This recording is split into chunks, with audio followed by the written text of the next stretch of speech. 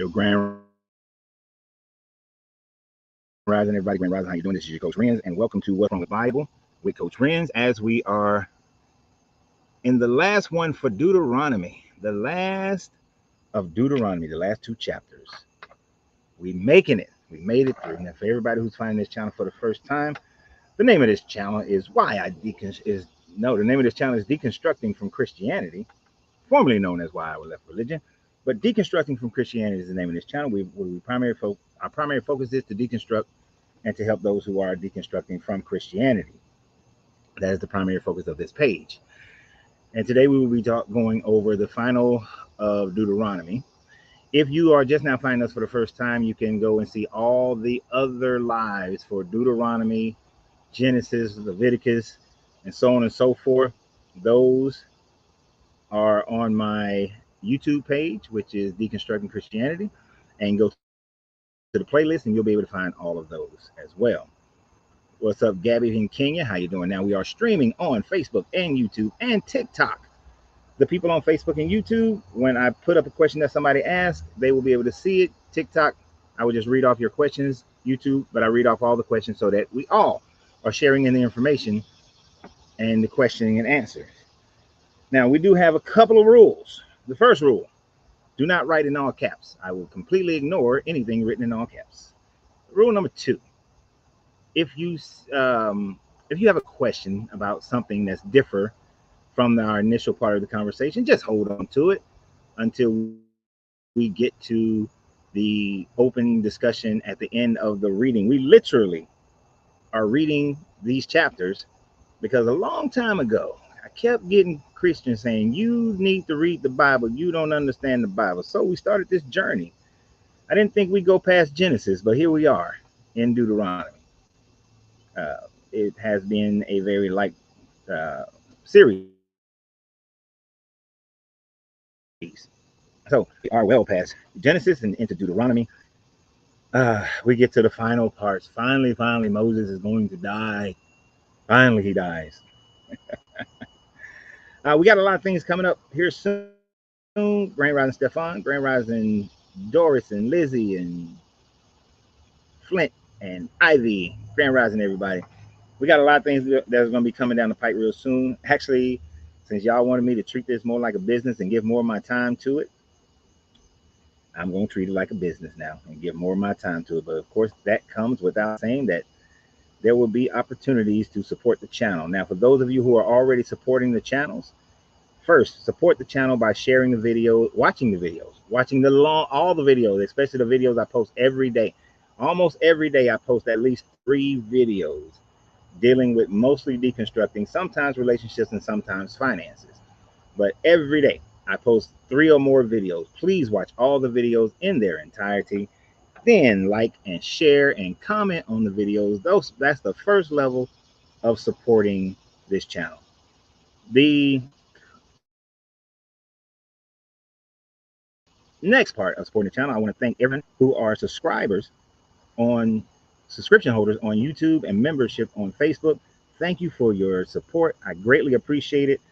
The $4.99 actually makes a difference in my ability to be able to do this on a daily basis as something that is becoming a full-time thing for me. What's wrong with Deuteronomy 33 and 34? Well, you're going to have to stay with us to hear it. Most of it is not too bad. It just shows the mentality of this God. And finally, Moses dies, and somehow, amazingly, the story continued, and he supposedly wrote it. That's an amazing thing in itself. But we dive into more intricate things as well, historically, and things of that nature. So just hold on, Josh, and you will get those answers. Some of these chapters have been very boring.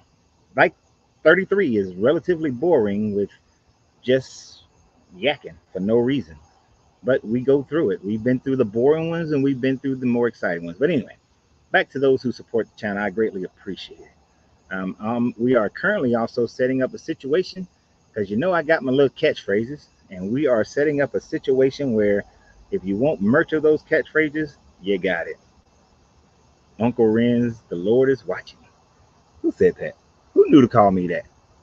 Orlando Lester. Orlando, how you know that? How you know the Uncle Renz part? Were you somebody who used to come to my popcorn shop? Because I had a popcorn shop. For those who don't know, I had a popcorn shop named called Uncle Ren's Popcorn.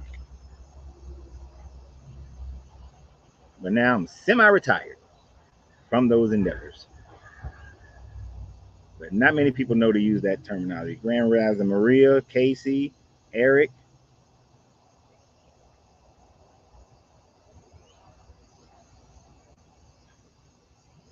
We say my last video that I compared Yahweh to Homelander. You see Homelander as Trump. I would, I would have initially thought that if that comic book had came out before Trump became president, but that comic book started in 2006, so it was a good decade before Trump became president. So that is why. Oh shit! Here come YouTube with the restrictions. Every 10 minutes, I'm gonna have to restart um, TikTok, because TikTok, although you can show butts and asses on here all the time, they got a problem with cigars. So TikTok people, if every 10 minutes it pauses, I'll just resume it and we continue, and I try to pause what I'm talking about so that you don't miss too much information. Uh, but I'm not going to change who I am for TikTok's sake. Can you read a verse to me? We're going to read verses 33 and 34 in its entirety. We have not, in the whole process of doing Genesis, Leviticus, Exodus, Numbers, Deuteronomy, we have not skipped one verse. We've read the whole thing, and we will continue.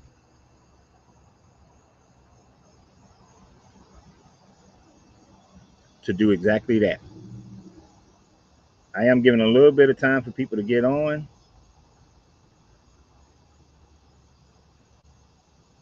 Leviticus 25:44. While we're letting people get on, I will indulge that.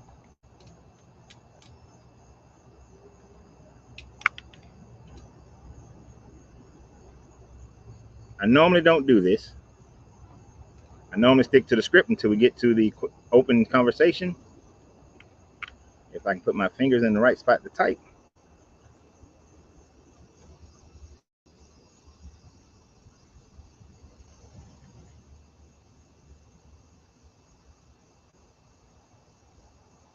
Using that against itself never works. I don't know what you're talking about. You're gonna have to make a clearer statement. Nothing to prove here. For those of us who have deconstructed from the Bible, one of the primary ways we deconstruct is the fact that we read the Bible and see it in its how jacked up it is.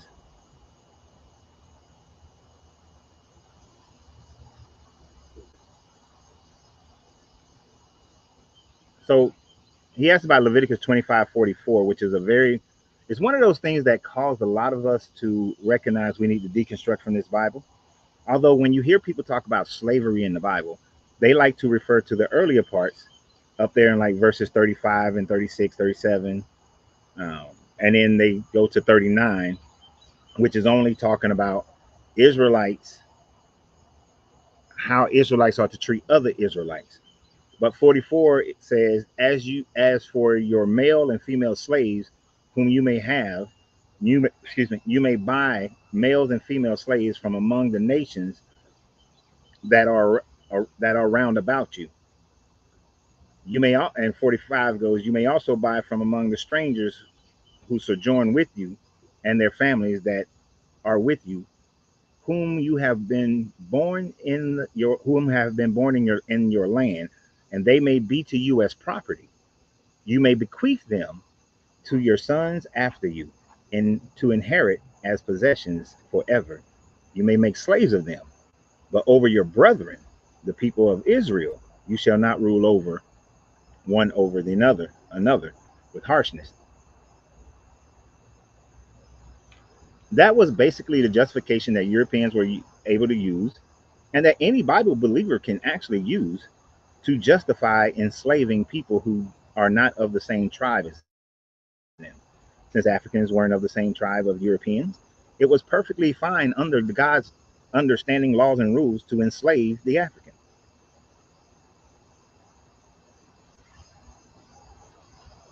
And that is a huge red flag. Any Bible, any God that condones slavery is not a God that is worth that has the value to be worshipped. Which is one of those reasons why I cannot condone this God or this book, because of such atrocities as that. I mean, if I was a God and I was writing the 10 Commandments, I would have wrote that, you know, no man should own another man, point blank, period. Oh, you thought it was relevant since America is celebrating its freedom? Yeah, freedom for Europeans. It was not freedom for us. Grand Rising Kevin, Tim, Ravina, how you doing?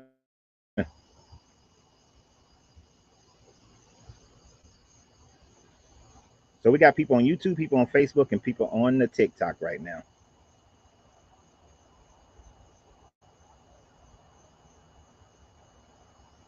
Yeah, I know you up in the middle of the night there, Gabby. I appreciate you all the way from Kenya. And by the way, when the merch starts, we will be shipping international.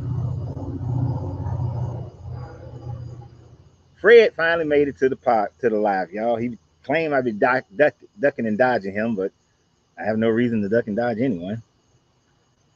And already telling me I'm a liar. Fred. WEAR is for wearing clothes. All right, that's wear clothes. WERE or WHER. Right, where WHER is like a place. You know, where you go. Where are you going? Come on, man. It ain't that hard.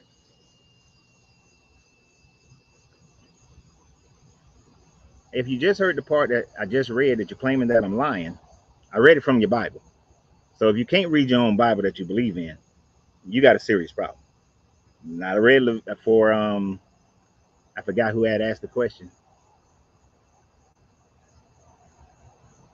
but I read Leviticus 20, Leviticus 25:44 and further, and that was your own Bible. So you might want to go and read your own book. You know, that's one of the things I find interesting. Christians don't read their own Bible.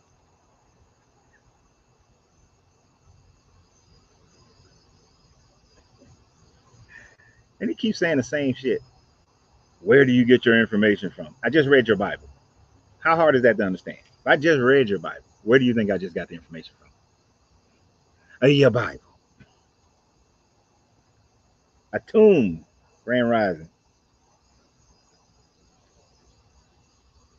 So let's get started so we can get to the question and answer part. This first chapter, 33, is rather long. 34 is incredibly short.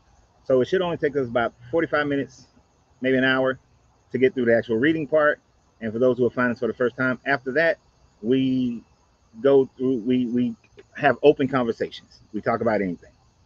All right. So here we go. Here we go. Verse 30. Oh, I might need my glasses tonight. I got the laptop a little closer to me than normal. Let me see. Yep, we're going to do the glasses tonight. Now, before I start reading these blessings, let's understand that if you go back in Genesis and you look at the blessings that Jacob gave to his 12 sons, this is damn near cut and paste of what was said then, what Jacob said. So these are some of the things that we see in this book, that there's a lot of cut and paste of the Bible. Things are written in different orders. They're not written at the same time. Deuteronomy is really, most scholars break it up into three parts of when it was written and slash edited. Some of it was written during the time of frame of the Assyrians, when during the time frame that the northern tribe of Israel was under attack and Uh, most of them were taken into camp hostage under the Assyrians, and then some parts of it was written during the um, time frame of the Babylonian captivity, and then some parts were edited after the Babylonian captivity. So Deuteronomy actually spans a long period of time of it being written. Denise said in Canada only they only read the Bible. They read Matthew, Mark, and Luke and John, which is why they don't understand it. Do I put my stogie down when I tee off? Oh yeah. Actually, I got this really cool magnet holder to hold my cigar when I tee off.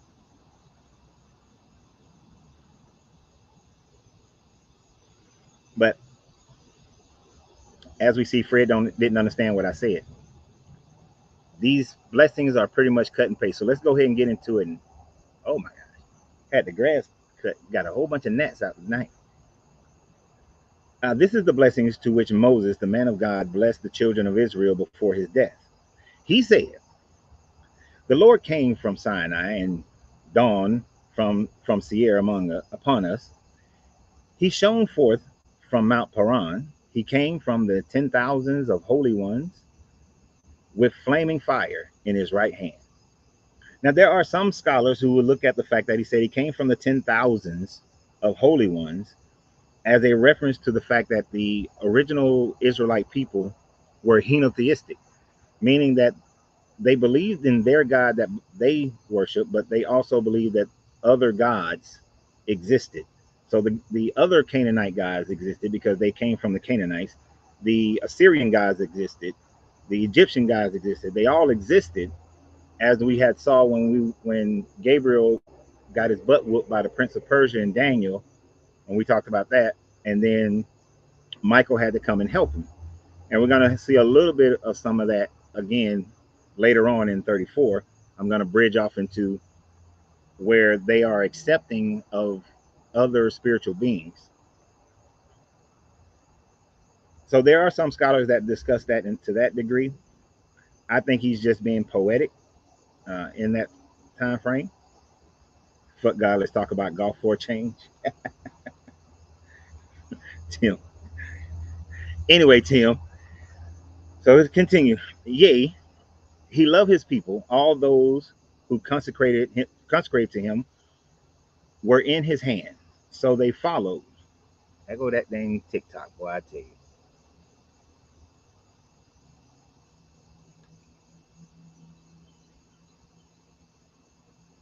I have Nat City going on around here.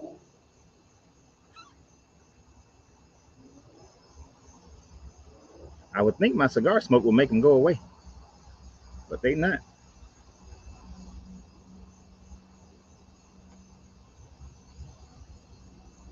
Hold on, y'all. I'm trying to get TikTok back up. TikTok be tripping.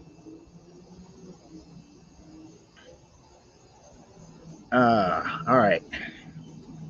TikTok coming back online. I had that first cigar when I was getting everything ready.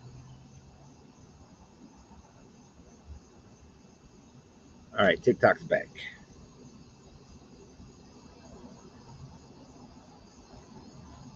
Why do I have Nat City out here?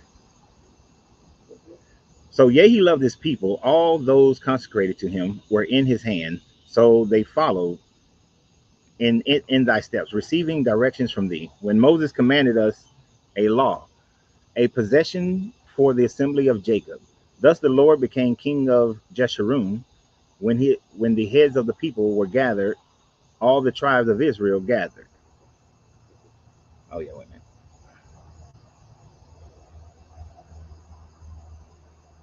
I can't bring that part back up.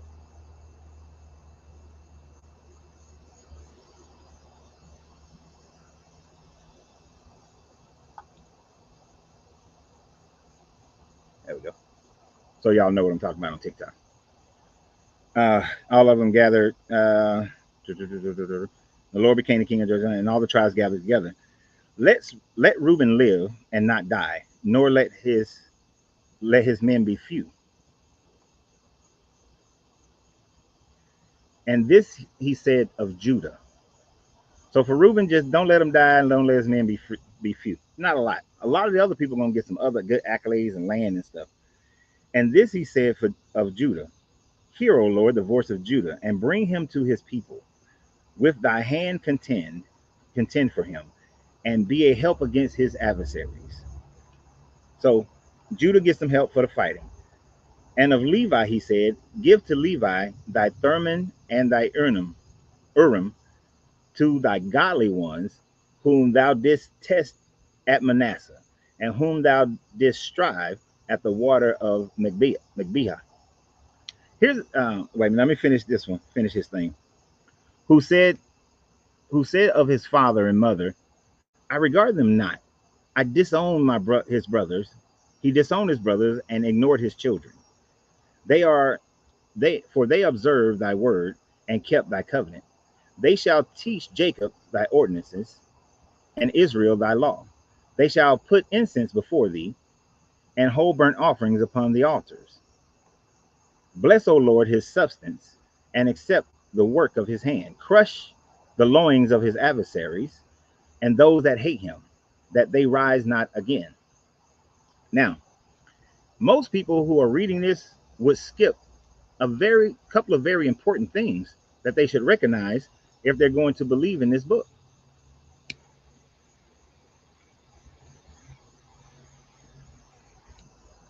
Now, just to test out some of you guys who have followed this series,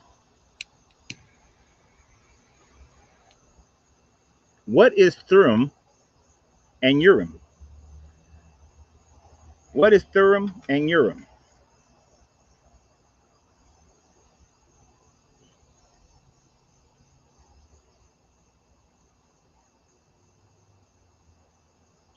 I'm waiting for somebody to tell me what Thum and Urim is. What is Thum and Urim? This also tells me who was paying attention, because I made a big deal out of this. I'm gonna take you back to when we were talking about the priest and what the things the priest would wear and what the Levites would have with as far as what Thum and Urim are. If you have read The Alchemist, which is a book that I thoroughly enjoy reading, if you read The Alchemist, you should know what Thum and Urim are. Thum is Thummim. Urim is Urim.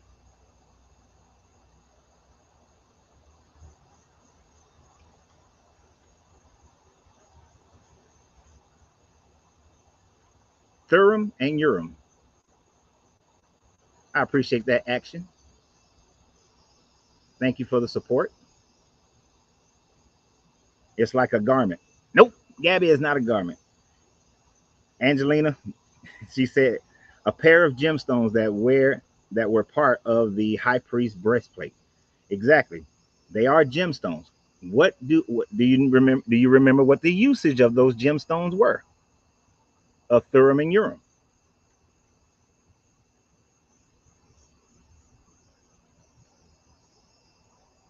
What is Thum and Urim used for?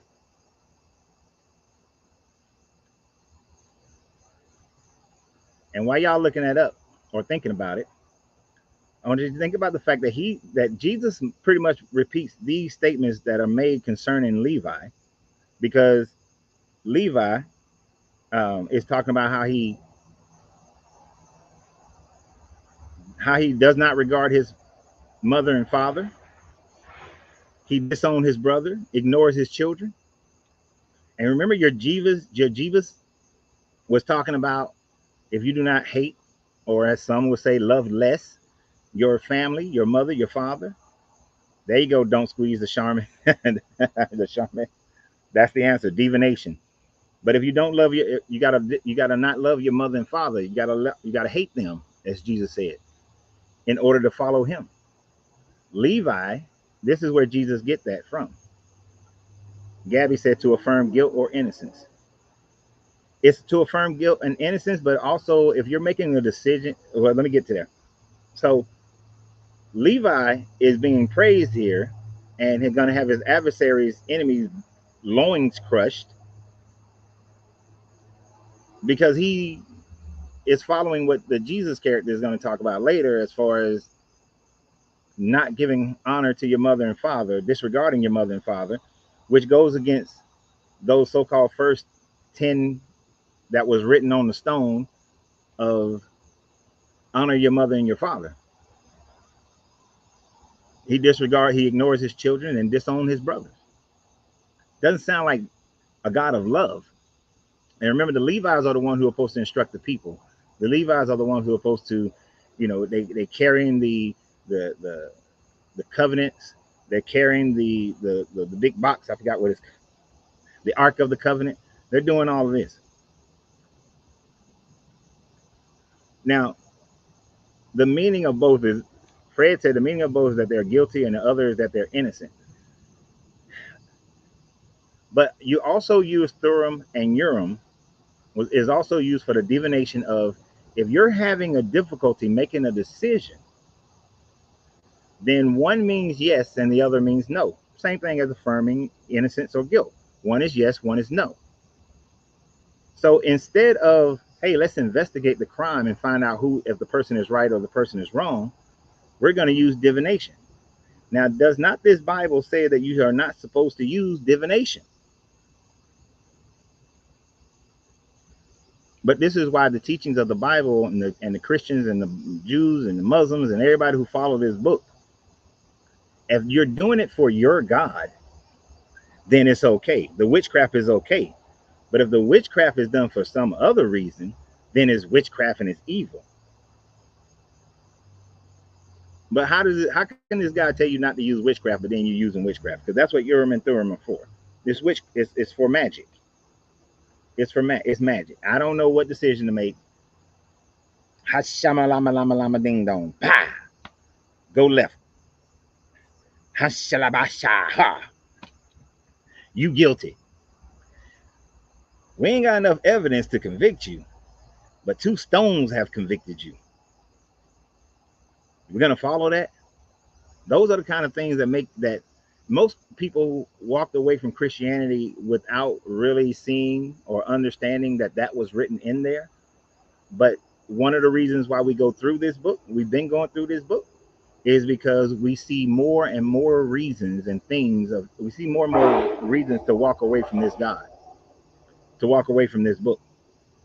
Because the hypocrisy of it, as Trauma just said, and Eric said, the double standard, is that you cannot on one hand say witchcraft and divination is evil, and then on the other hand, you use it yourself. It's very much a do as I say, not as I do type of situation. And of course, we have Christians like Fred who are going to say that the high priest had to make, not made, had to make the decisions to make. That doesn't even make sense, man. I understand what you're trying to say. Yes, the high priest had to make a decision. But I wonder, and I'm gonna ask this question, Fred, would you be okay if you was being tried for murder, and at the end of it, the jury is split, and so the judge says, I'm gonna reach into this bag. If I pull out Thummim, you're innocent. If I pull out Urim, you're guilty. Would you accept that, Fred? Because that's what you just said. The high priest had to make decisions, and as we read in other parts of this book, when it talked about a man who murdered someone, but they didn't do it intentionally, and they go off to the refuge city because they had murder refuge cities. You go, and when the judges finally get ready to judge this man, if they didn't have enough evidence, the Levites will pull out Urim and Thummim. So, Fred, are you willing to stake your life on some priest pulling out 2 stones, the judge pulling out 2 stones to determine whether you're guilty or innocent? I really want to know Fred's answer to that. Now, don't try to go around the way talking about we need 3 witnesses. Yes, your Bible talks about you need 3 witnesses, but it also says if you have to just make a decision, guilty or innocent. See how they don't want to answer the question? They don't want to answer it. They don't ever want to answer it. because they know that that bullshit wouldn't work in their life today. They know it. They know they wouldn't deal with that. They know that judges came up and pulled some stones out to determine whether or not somebody was guilty or innocent. Okay, you got 3 witnesses. You might have 3 witnesses going for you, 3 witnesses going against you. What you gonna do? Because that's what they're used for. When you're in a stalemate, Fred, they like to take this part and ignore this part. They like to ignore the fact that if you're in a stalemate, they do some witchcraft divinations. But let's continue. I'm not gonna spend all my time on Fred. But that's one of the reasons why we walk away from this Bible. And I need y'all to like me up big and strong on TikTok so that the internet trolls won't get rid of the page of the live feed. So heart that thing up over there on TikTok. Of Benjamin, he said, the beloved of the Lord, he dwells in safety by him. He encompasses him all the day long, and makes his dwelling between his shoulders. So the Levites gonna get all their enemies crushed. They just get this guy just gonna be on their side. Yep, Fred is still not answering the question. He's scared to answer the question. And of Joseph, he said, and one thing to notice, the children that are claimed to be by Leah gets the least amount of shit. They gets the least amount. Leah or Leah's handservants, the slave wives of Jacob. The ones that are attributed to the other wife gets all the praise.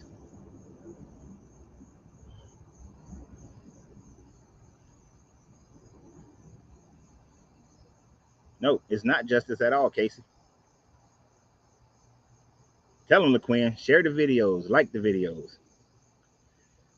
And of Joseph, he said, blessed by the Lord be his land, with the choice gifts of heaven above, and of the deep that couches beneath, with the choice fruits of the sun and the rich yields of the months, with the finest produce of the ancient mountains and the abundance of the everlasting hills, with the best gifts of the earth and the fullness and the favor of him that dwells in the bush. Let these come upon the head of Joseph and upon the crown of his head, and let him that is the prince among his brothers, his firstling bull, his majesty, and his horns are the horns of a wild ox. Now I know some of you will find in other translations, instead of a wild ox, it says unicorn. So when people are saying their unicorns are in the Bible, that's because some translations instead of wild ox says unicorn. And with them he shall push the people, all of them, to the ends of the earth. Such are the 10,000s of Ephraim, and such are the 10,000s of Manasseh. Joseph, favorite son of Jacob, gets the bigger blessings than the other son, Benjamin, because that's Rachel boy. That's Rachel's kid. So this God always talks about, demonstrates his favoritism even within his own clan.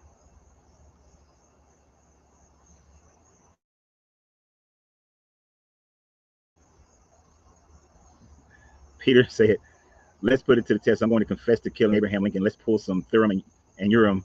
Forget that. Let's pull the stones and see if I'm guilty. Exactly. It's bullshit. But Joseph, he's like a bull. He's gonna tear through people with his horns. And yes, some of the apologists try to say that the unicorn to which they're talking about is a rhinoceros. The most difficult aspect I have with that conception of it being a rhinoceros is the fact that in the Levant there has never been rhinoceroses. But they could have heard of rhinoceroses.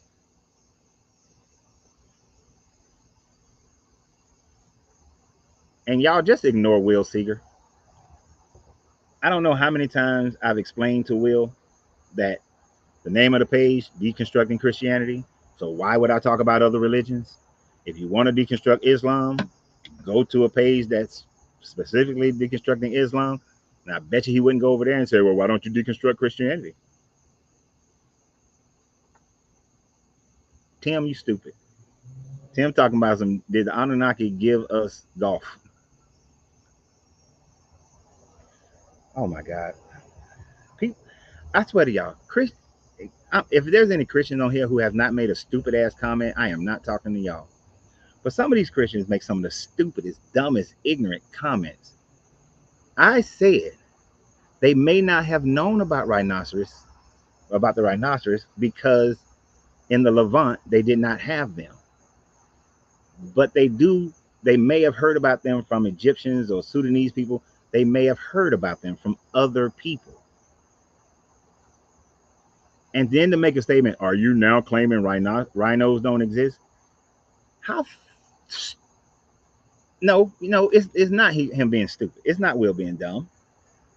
I want to be as negative as I possibly can. I want to show hate as much as I possibly can. No matter how ignorant I may sound, I want to show hate. That's why I don't pay a lot of them attention, because they're not trying to have a discussion. Anyway, and to Zebulun, he said, rejoice, Zebulun. Zebulun. Yeah, Zebulun. Rejoice, Zebulun, in your going out, and Issachar in your tents. They shall call people to their mountains. There they offer right sacrifices, for they suck the affluence of the seas and the hidden treasures of the land. So they're going to get nice blessing, not as much as Levi's or Jacob's. And to Gad, he said, blessed be he who enlarged Gad. Gad crouches like a lion. He tears the arms and the crown of the head. He chews the best of the land for himself, for there a commander's portion was reserved. And he came to the heads of the people with Israel, and he executed the commands and the just decrees of the Lord. So Gad is like a lion. Gad is going to get some good shit. Like I said, Rachel's children get the good stuff. Oh, TikTok don't get on my nerves today.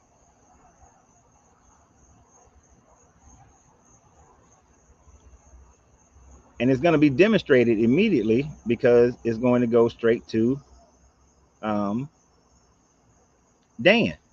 Because I'm pretty sure Dan going to get some land like everybody else. I'm sure they're going to give Dan some land. Dan going to get some land. And of Dan, he said, Dan is a lion's whelp. Some say cub, but a lion's whelp or lion's cub that leaps forth from Bashan. And that's all. That's the whole blessing for Dan. Not a lot.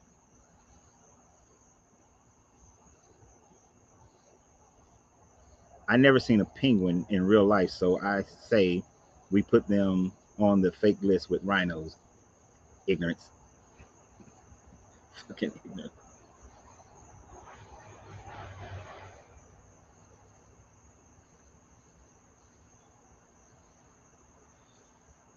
So to continue, and to Nephtali, he said, O Nephtali, satisfied with flavor, the full of the blessings of the Lord, possess the lake and the south, getting some land. Po Dan didn't get no land, didn't get a big blessing. To Asher, he said, blessed above son be Asher. Let him be the favorite of his brothers. Let him dip his foot in oil. Your bars shall be iron and bronze, and your days shall your strength be. As your days, so shall your strength be. So he get the dip. It is presumed by many scholars that Asher got a land that had a whole bunch of olive oil, so they had enough olive oil that they can put their feet in. But he's going to be strong. There is none like God, O Jeshurun, who rides through the heavens to help, and in his majesty through the skies. The eternal God is your dwelling place, and underneath are the everlasting arms. And he trusts He thrust out the enemies before you and said, destroy. We know we're dealing with a God that loves to kill, right? That loves to destroy people. And their description of him riding through the heavens, some may attribute that to as the sun moves through the skies, that he's riding through the heavens. That's kind of here, give or take, depending upon the point of view of the person who's looking at it. So Israel dwelt in safety, the foundation of Jacob alone, in the land of grain and wine. Yea, his heaven dropped down dew. Happy are you, O Israel, who is like you, a people saved by the Lord, the shield of your help, and the sword of your triumph. Your enemies shall come fawning to you, and you shall tread upon their high places. Now, if you was with us last week, you know that the only way that they get these blessings is if they believe in this God and affix themselves to follow all his commands, decrees, and laws and ordinances. But as we saw last week, if they do anything different from worshiping this God is going to kill them. He's going to starve them. He's going to cause them to want to savagely eat their children and their own people. So you only get these blessings if you quiver in fear of this God.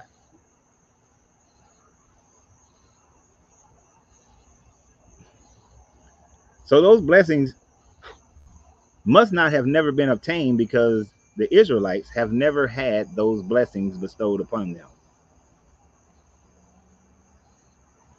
Because as we know, this story of them conquering this land only lasted for an incredibly short time frame after the Bronze Age collapsed.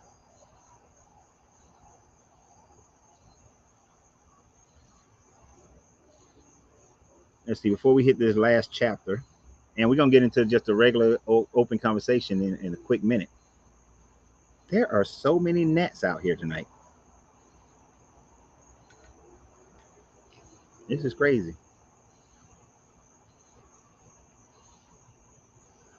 So chapter 34.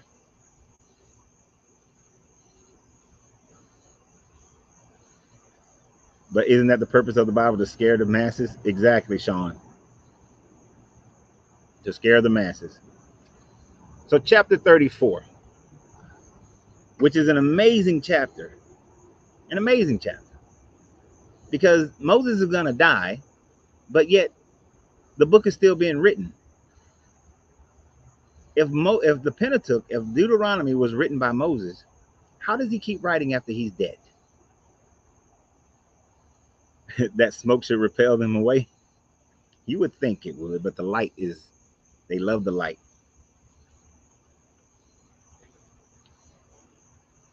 It should. They all over my laptop. They ain't going nowhere. They like, whatever. Well, you know, cigars are all natural, so maybe they're just like, this is natural.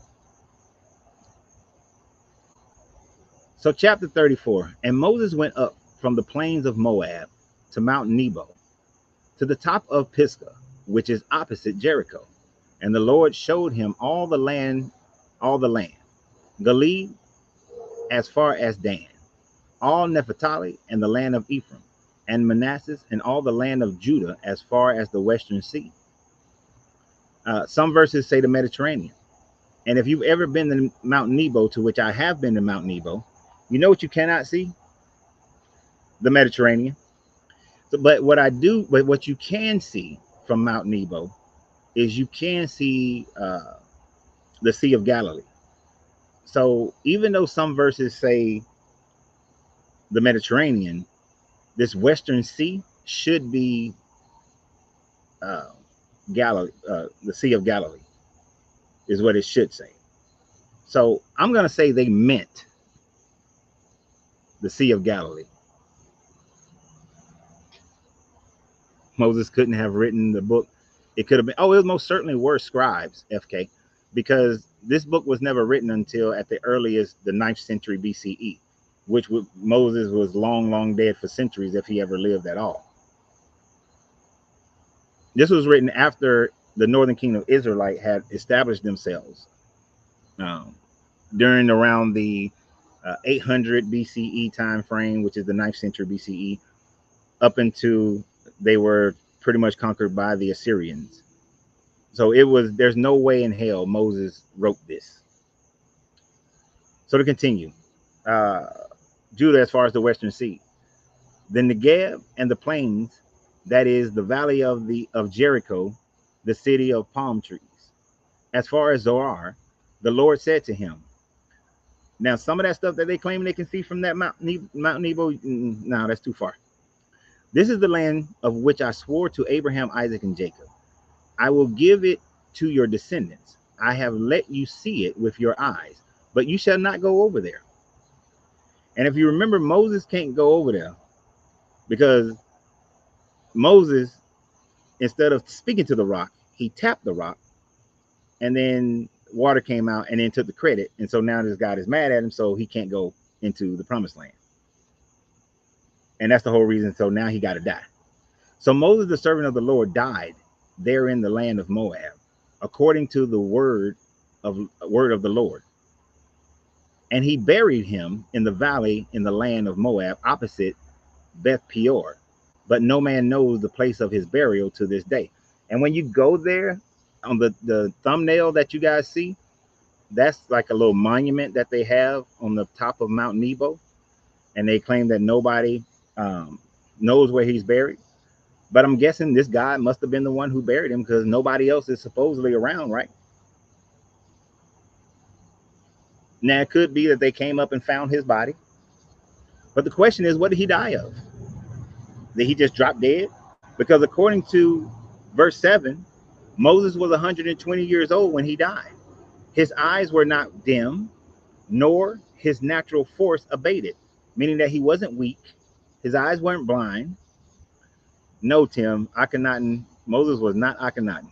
In no way, shape, or form he was Akhenaten. But, and I'll get back to that. But Moses was, for all intents and purposes, in good health.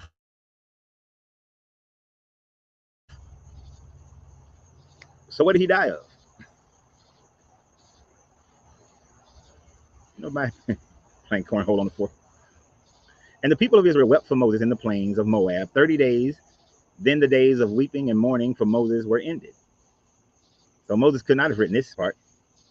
And Joshua, the son of Nun, was full of the spirit of wisdom, for Moses had laid his hand upon him. So the people of Israel obeyed him and did as the Lord had commanded Moses. And remember, Joshua only got this position because Joshua wasn't afraid to go into Jericho when they first got to the so-called promised land. Remember, it was Joshua and Caleb. So they were the only ones who were of the generation that came out of Egypt, according to this story, that weren't afraid. And so they get to live, where everybody else who came out of Egypt have died. And there was not arisen a prophet since in the likes of Moses, whom the Lord knew face to face. Two things here. At the time frame that the people are writing this book, in this 800 BCE, 700 BCE time frame, they understood that people weren't doing magic tricks like Moses. People didn't have this power. It was unbelievable to them. It's not going to happen. Nobody was demonstrating this. No splitting of seas, no cracking rocks. They lived more, no cracking rocks to get water, no 1.4 trillion quail coming out of the sky. They understood basic science of what they knew at that time frame and lived by it, because they know that it was bullshit. That this guy wasn't acting the same way he claimed to be acting during their time frame, during this mystical time frame. Because you got to remember, this is the first time these things are being written down. They were just taught person to person by mouth prior to that. You thought you saw a shooting star, but it was gnats. Yeah, there's a lot of gnats out here tonight. So no prophet has came since Moses, until, of course, they invent Jesus, and then you get some of the things of Jesus. So none like Moses. And then in this, when, like how the Bible, the New Testament said, no, in John it says no man has ever seen God face to face. Right here it claims and whom the Lord knew face to face. And many other times we've seen where Moses supposedly talked and dealt with this God. Sorry about that. Dealt with this God face to face. These gnats, they all on my arm. So none like him for all the signs and the wonders which the Lord sent him to do in the land of Egypt, to Pharaoh and to all his servants and to all his land, and for all the mighty powers and all the great and trembling deeds which Moses wrought in the sight of all Israel. And that's the end of that chapter. Because like I said, most of this is being written and edited during the time frame of the Assyrians capturing northern Israel except for Jerusalem, as well as thank you for the fest gift, the realm. I appreciate that. But they didn't. Nobody was doing these things. Nobody was demonstrating any of these super magic powers while they were being accosted by the Assyrians. Nobody was doing these super magic powers when they were being controlled by the Babylonians, and even when it was released by the Persians. So nobody's ever done these things for them since then. And they just dealt with life as life was, because now at this point of the writing, they are writing according to what they were living through. And many prophecies and things like that were backdated, and many things were said to have been going on simply because of their struggles that they were enduring. But now, Moses is finally dead. We will continue through, I think the next book is the book of Joshua. So we will do the book of Joshua. So a whole lot of this guy doing some genocide in that one. So we're gonna do Joshua.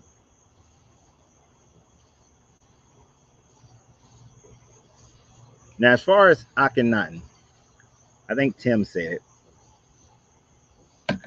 The first thing is that Akhenaten could not be Moses, because Akhenaten lived at least 100 years prior to the time frame of Moses. Also, in order for Akhenaten to be Moses,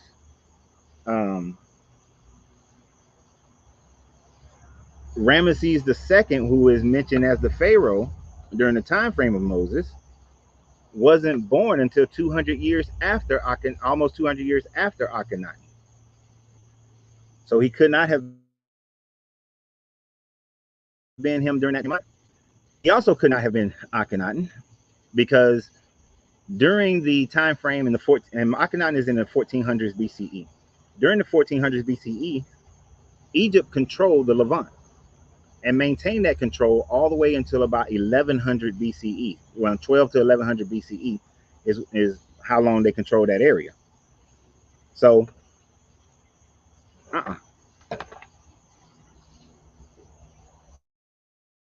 it just doesn't fit. And Akhenaten was straight up Egyptian. He was not Hebrew in any form or fashion.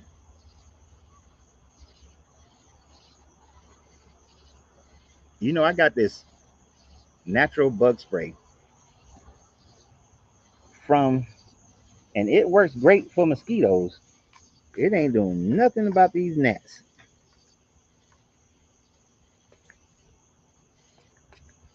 Let me see if it repels the gnats.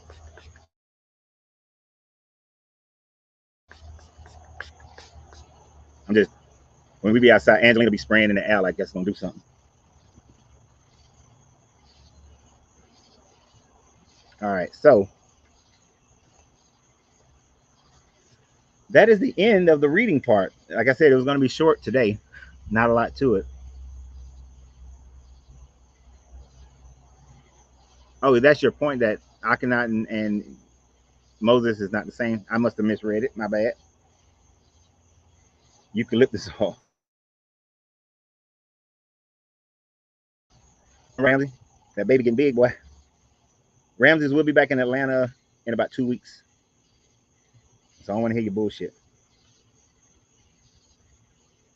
All right, so now we're in our open conversations. Whatever you guys want to talk about. Like I said, this part was only going to last about 45 minutes, and it did. And it lasted about 45 minutes.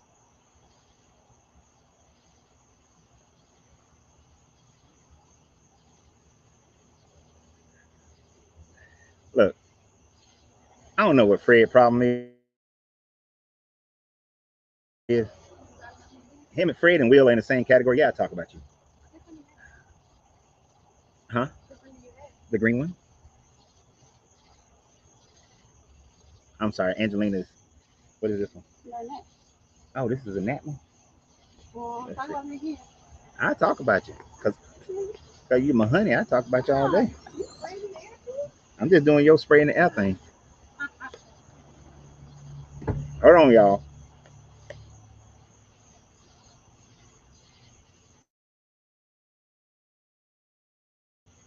We got this all natural repellent, and this does have eucalyptus in it, I guess. From Bucky's. That stuff worked great. Like the gnats already dissipated. Okay, sir. Now that's a word. That's not a word. Oh, you're trying to say answer. Now answer my a.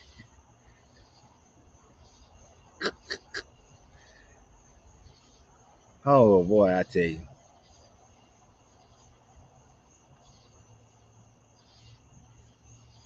Answer is spelled Answer.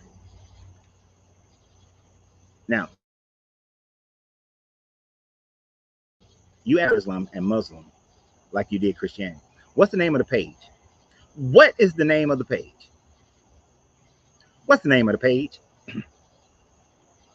I need everybody in the comment section to help this young man out and tell him what the name of the page is. What is the name of the page? Just change the name of the page. What is the name of the page?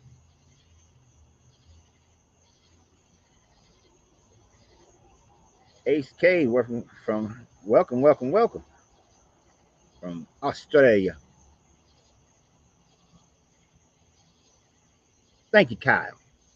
The name of the page is Deconstructing Christianity.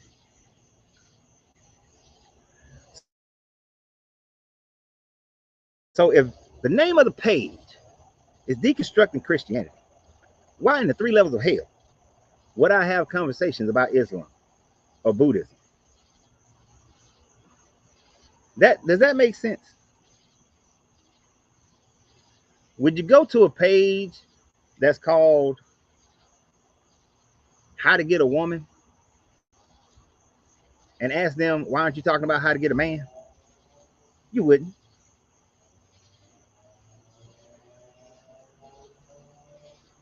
And the fact of the matter is, and I like how these Christians are,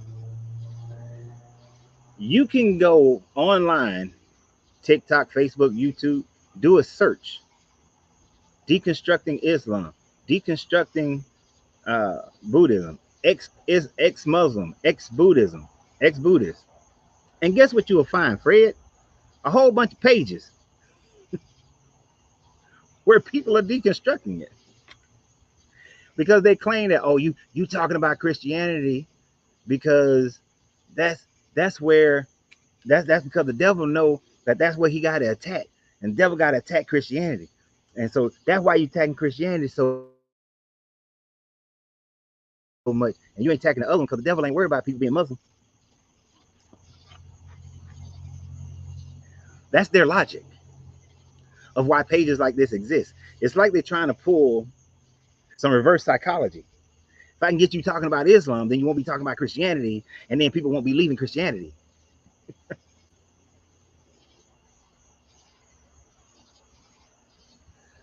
Real DM said on TikTok, if Christians hold this, if Christians hold on, I had to do the verification. If Christians no longer submit to the religion, what would you suggest they do for faith? I would suggest that they start to look inward. I would suggest that they read books like the Kabbalion. Even though it's not a religious book, I would suggest that they read books like Outwitting the Devil by Napoleon Hill.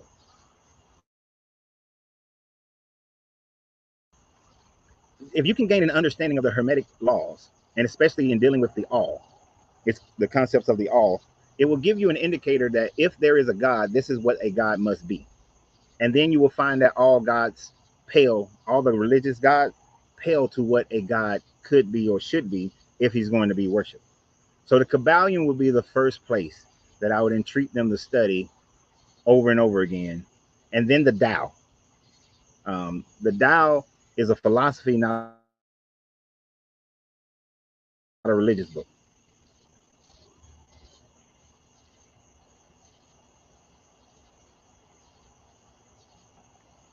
So that would be my suggestion. Real. Kyle, as Christians, we were told to try the spirit. So how is deconstructing any different? The truth is, the truth is not, is it's not, and it's not. Deconstructing is trying the spirit. You trying and testing this God based on his book, and the more and more you study it, the more and more you put it to the test, the more you find that it fails the test.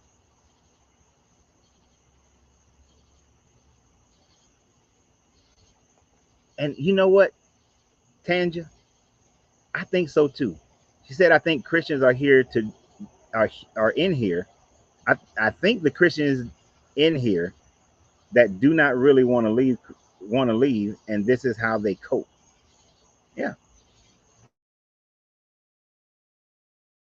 If I understand you correctly, they're here because they really, really know deep in their spirit to walk away from this book.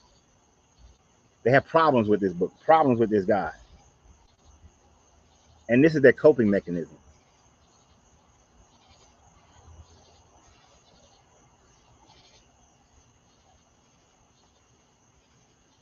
Sean said, so in thinking of Christians, in the thinking of a Christian, by you deconstructing their religion and showing proof and strong argument, does that make you the devil, coach? Yep. No, it doesn't make me the devil. It makes me an antichrist to them. I'm an antichrist, or I'm a false prophet, even though I never prophesied anything, or I'm part of the great falling away. Now they don't understand when they say false prophets. False prophets are those who actually claim the religion, but are not really doing the religion. You know, your Jim Jones, your David Koresh, your some of these mega pastors. Those will be the false prophets. So they like to claim I'm a false prophet, but it doesn't fit. They can't claim that I'm the devil. That doesn't fit. So really all they can claim is that I'm part of the great falling away and an antichrist.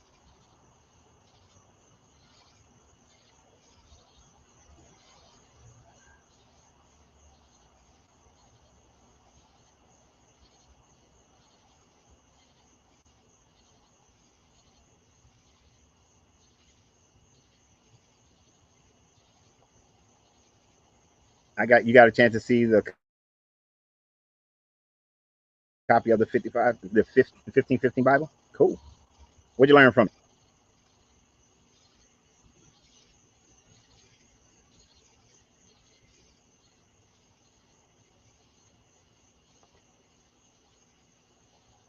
What is the great falling away, FK? So according to the Bible, there's going to be this time frame before the end times that there were going to be all these people walking away from Christianity and living according to the world. And so Christians utilize the fact that people walk away from this religion as a sign of that. So that is supposed to be this great falling away. When every religion, just like every nation, has its rise, its apex, and then it has its fall. Christianity is just hit its zenith and is on the way down. So Kyle on Facebook said, I mean, we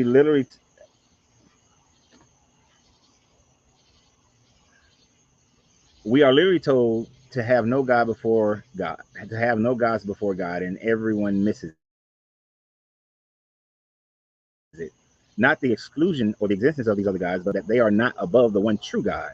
There's a difference. And if we are being humble, we are not worried about making fun or putting down others' gods and beliefs. And you're right. And you can, and here's the thing, you can find that in almost every religion.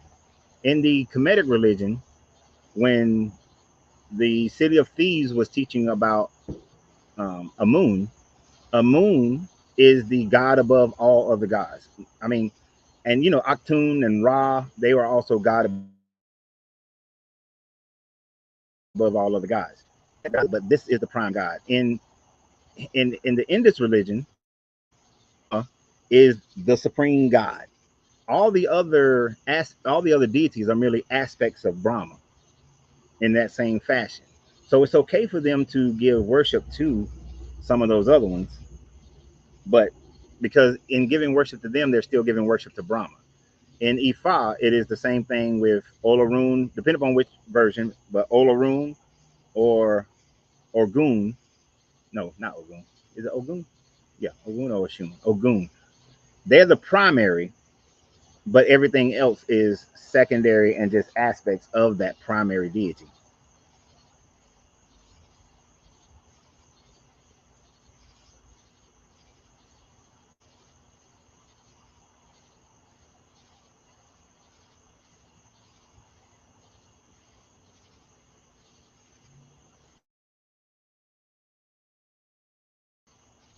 So, uh, because of that, now the British convinced the Hindu people that they were polytheistic, when in truth they're not. They have a belief in one deity, one God. What up, Wayne? Philadelphia in the building. Wipe the glasses off.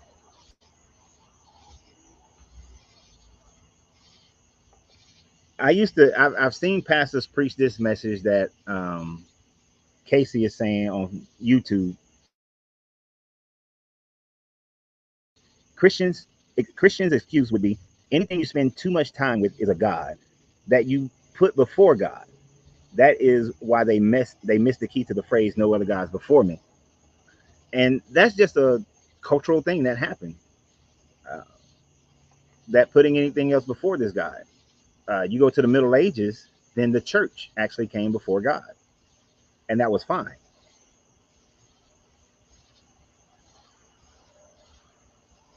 Mm, mm. Thank you for saying this part on Facebook, Dr. Mordecai. The Book of Mormon is the new adventures of Jesus. Yes, the Book of Mormon is the new adventures of Jesus as he came to America and talked to the Indians and all this sort of thing. But what I forgot is when I mentioned Thurman and Urim, Joseph Smith claimed that God gave him Thum and Urim in order to decipher those golden plates that he found so that he could start the Mormon church. So even in the creation of the Mormon church, there was witchcraft that was used by the usage of Urim and Thummim. I forgot that part. So appreciate that. Appreciate that. I meant to mention that when I talked about Urim and Thummim. I had it in my notes. I just forgot.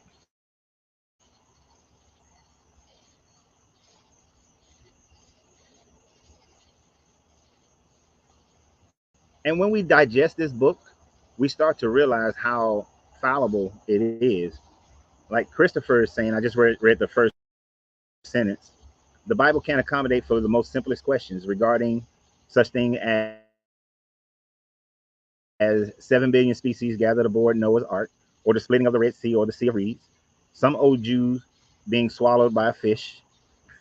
We can go on if we wanted to, right? There are so many stories within this book that history and science disagrees with.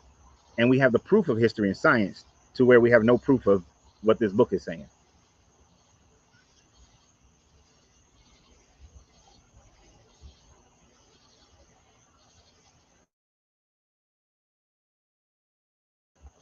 Yeah, I'm trying to get up. Mahaleo.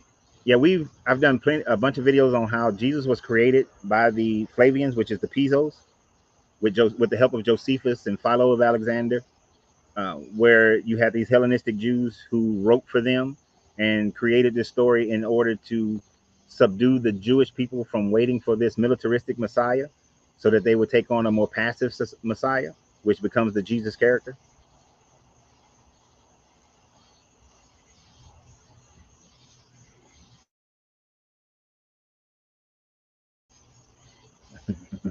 Stupid. Sean said he gave Joseph Smith 10 wives to spread the love. Sure did. And yes, the Mormon teaching, now they changed it after Jimmy Carter was going to take away their 501(c)(3). They began changing their beliefs away from the fact that Mormons think that all of God's children are white and that black people were cursed because they wouldn't take part in fighting against the Satan. against the devil. But you get your life together and you go to heaven and you create your own earth, you become white and dulcet and delightful. Delightsome. Yeah, delightsome. That's the word they use.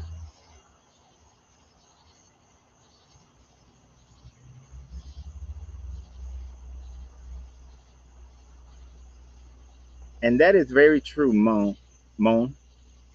He said that how can you guys who believe in the Bible teachings and all the so-called prophets, characters of the Bible who wrote were illiterate, especially those disciples of Jesus. These guys, except for maybe Mark, except for Luke, and possibly Matthew, the overwhelming majority of the rest of them were illiterate, could not write, and certainly did not write in a high level of Koine Greek. That shit did not happen.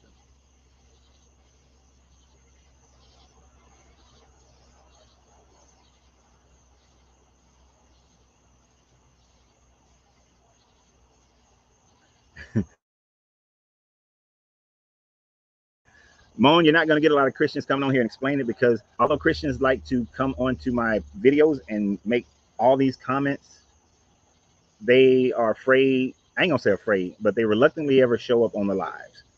You know, Fred finally showed up after always talking about he wanted to debate me, even though, but I'm not gonna waste my time debating Fred. Honestly, Fred, if you're still here, if you cannot put together a cohesive sentence, then I don't think it's fair that you get a chance to debate me. It wouldn't be a fair fight. It'd be like I'm Obama and you Biden. It wouldn't be a fair fight.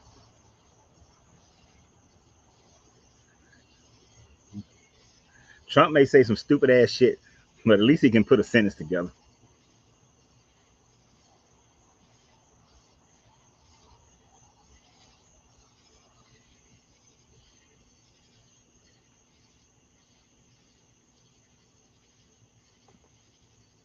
And this is something that many Christians can't handle or understand.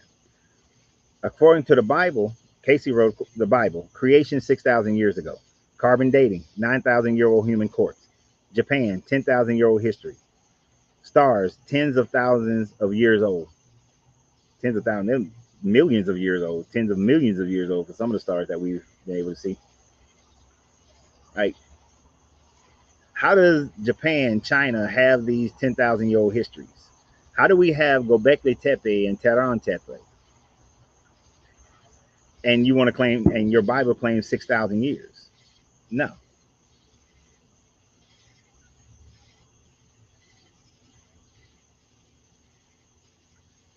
Appreciate that, Holy Sinner.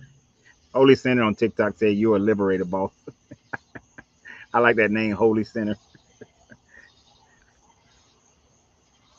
What you say, Casey? Biden won that debate. Trump lied. Shit, they both lost, in my opinion. Trump was telling some lies, and Biden didn't know where he was at.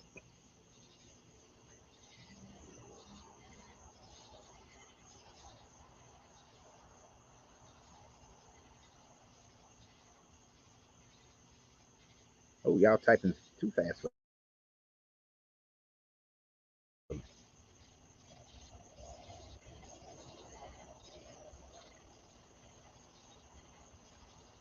Yes, and this is one of the big things of the Catholics. Dr. Mordecai said Catholics are so biblically illiterate. Oh, so Bible illiterate. They even believe that their priests have the power to forgive their sins, and they do. They believe that they have. And one of the things I hate about it, they believe that their priests had the power to exorcise demons, and they would literally kill people in the process of exorcising a demon and claim that they saw their soul leave at that moment. Said China's a big poop liars. The history of the Chinese people go back 10,000 years. Now, hasn't always been called China or Chinese people, but you had different groups of people who lived during that time frame who become the Chinese people. But they have a history that goes back further than the Bible, is the point.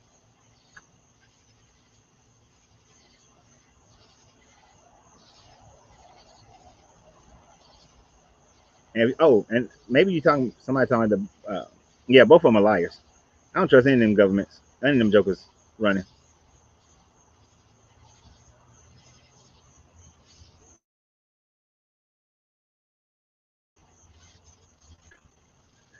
You know what? The way this country is, Mordecai, Dr. Mordecai, I wouldn't even take that bet because I think he got a good chance of winning.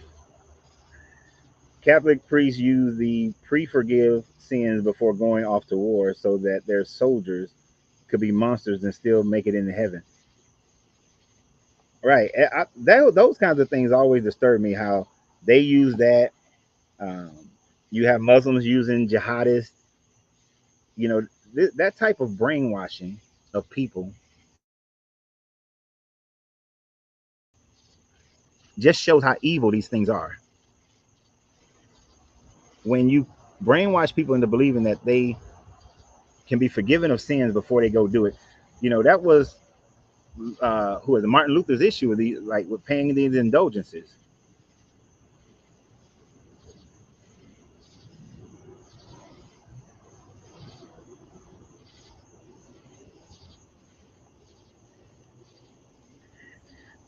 Dr. Jock didn't prove that carbon dating is false as far as carbon dating in itself, but the whole aspect of carbon dating being able to date something back to millions of years, unless I understood it incorrectly. But and I used to now I read his stuff back in the 90s, so I could be off, but I thought his main thing was showing that carbon dating can only go back about 12,000 years, but no further back than that. Because isn't the half life of a carbon 6,000 years? So then the next half life of a carbon would be another 6,000 years.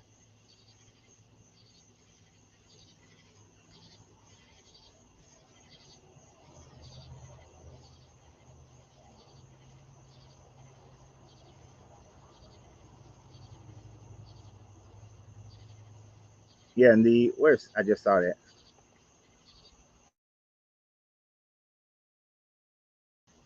See if I can get it.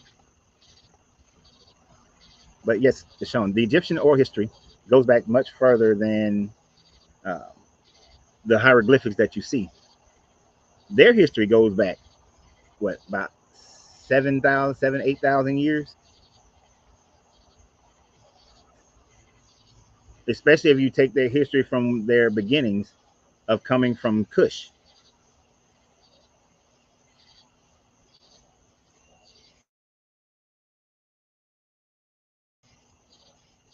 Peter said, "I trust Biden, he lies less." No, the Bible doesn't speak of carbon dating at all because the Bible writers had no idea what carbon dating was. Right, and that's always been my understanding, Casey. Carbon dating has become inaccurate over 10,000 years. And so what they have to really look at is geology, and even that can be sometimes doesn't always come out accurate. Um, it's really hard to date things.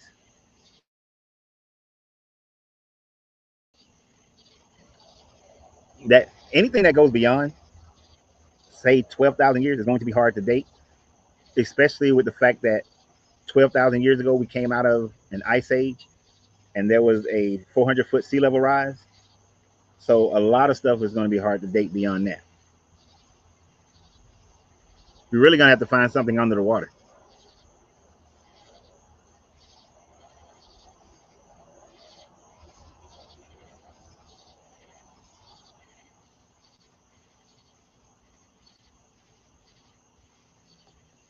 All right, I'm gonna put Fred look coming up here. I know it's hard to read, so I'm gonna translate his stuff.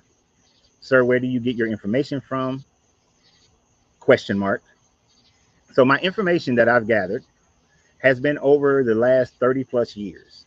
Before the internet, I would definitely read books by different authors and different scholars and those who um, were actual archaeologists. And then I would also, you had to use the mail. I know a lot of y'all don't understand what the mail is, the postal service, but you have to use the mail. And I had a membership for the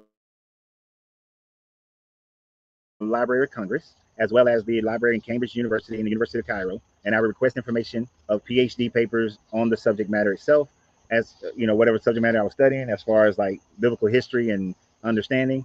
I would read the PhD papers of apologists, as well as those who, and but you don't just read the papers, you also read the peer review.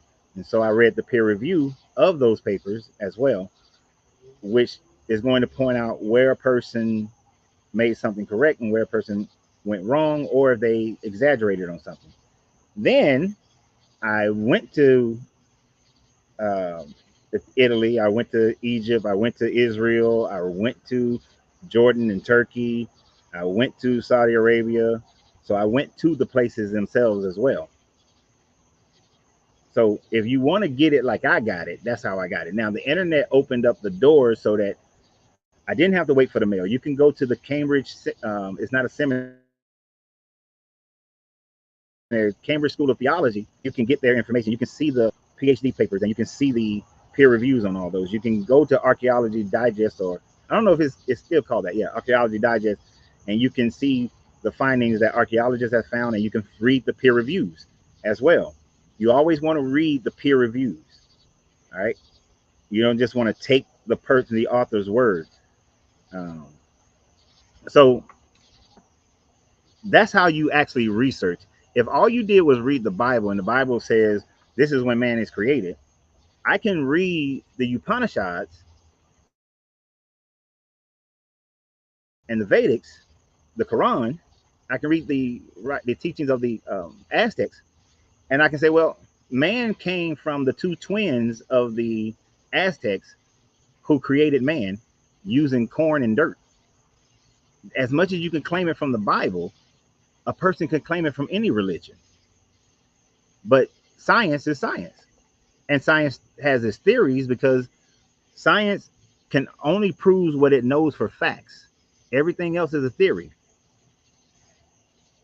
And the thing of science, it is to prove or disprove a theory. And then once a theory is proven, then it becomes facts. And the theory right now is that humans come from a common ancestor, but we don't know where the common ancestor comes from. And the real thing is to be able to say, I don't know. We may never know where man truly comes from or how we truly came about to be who we are. Were the Sumerians right? And some who they call the Anunnaki messed around with our genome and created us. So we're half Anunnaki and half humans, or whatever that ancestor was.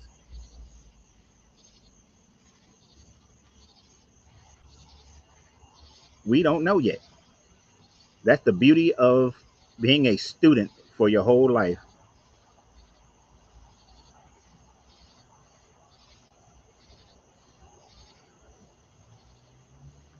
You know what? That's a good.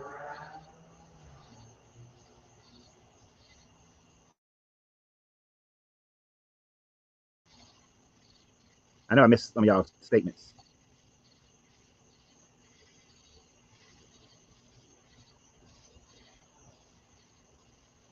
Um, I'm just gonna stay down here where I'm at.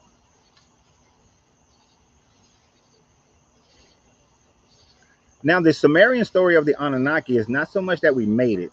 It is according to the story, um, Enki, Enlil, Anu, and Ninharsag got together to create a slave race. They killed one of the Anunnaki. I forgot which one, and used his blood and the egg of our ancestor, whatever our human ancestor was, and they 16 times of um, test tube babies, in vitro fertilization, in order to create us. And it took 16 tries before they actually got what they wanted. The problem was Anu and Enlil didn't want man to be able to reproduce, but in order for Enki and Ninharsag to get a version of man that could do the labor to which they desired, man being able to reproduce was just something they had to deal with. And the God walking in the garden and seeing that man had eaten from the tree of knowledge of good and evil, to the Sumerians was Enlil walking in the garden in the enclosure in Eden and seeing that Titi, because it was Adapa and Titi, that Titi was pregnant, and that's why they had to be kicked out of the garden, because Enlil believed that man being able to reproduce himself will cause man to come into his own self-awareness. And if he comes into his self-awareness, the tree of life was the knowledge, the scientific knowledge of the Anunnaki. And if it came into that knowledge, then they would dominate the Anunnaki.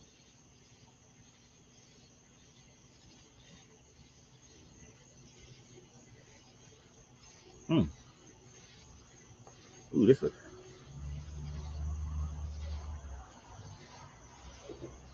and Fred, if you're gonna keep believing that God made you, then go for it, brother.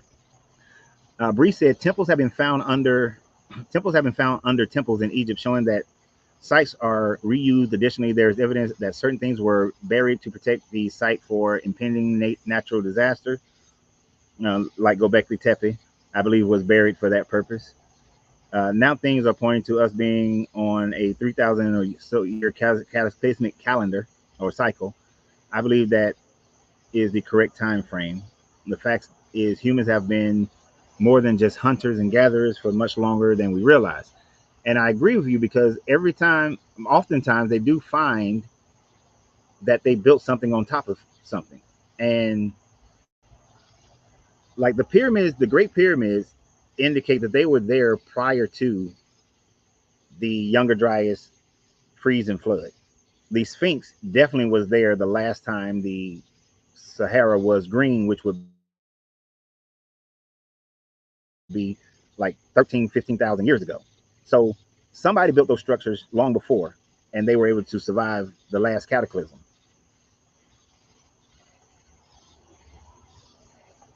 And the Olmecs are a huge question. There's a huge question mark on the Olmecs of who they were, where they come from. We actually don't know as much as we should or hope to know about the Olmecs yet. But they were in, Mexico and Central America long before the Aztecs and the Mayans.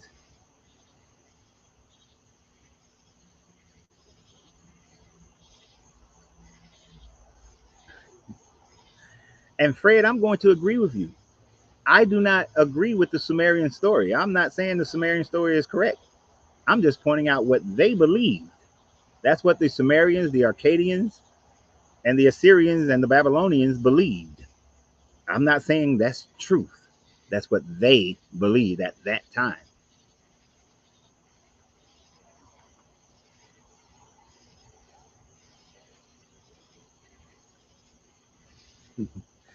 Trauma always got something.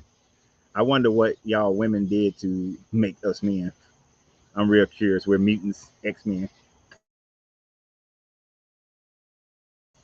I don't know. Give me that Professor Xavier power.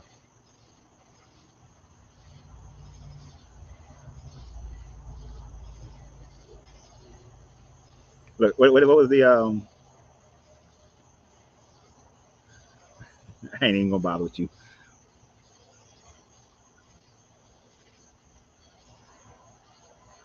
Yes, but the naming of themselves, Dr. Mordecai was saying, did you know that before they called themselves Catholics, they were called Romans? Before they called themselves Catholics, that determination came because of the Protestant Reformation. That's when they really started calling themselves Catholic. Now they used the term prior to that, meaning the universal church, because they were incorporating all the other certain aspects of other religions that the Romans were already worshiping,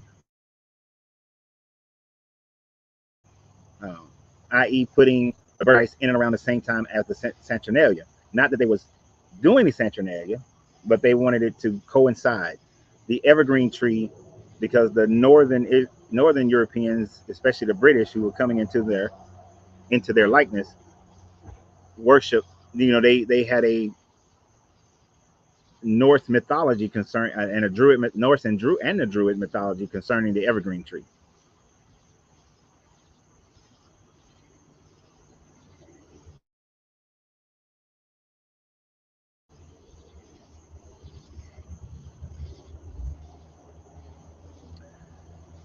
Fred, you can say Christian.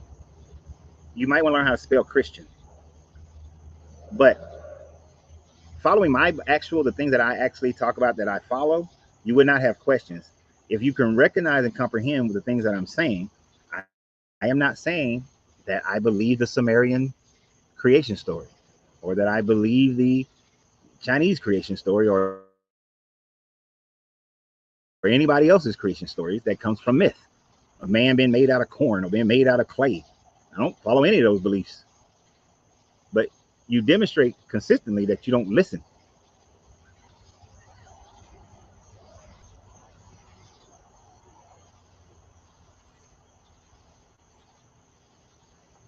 Huh, interesting.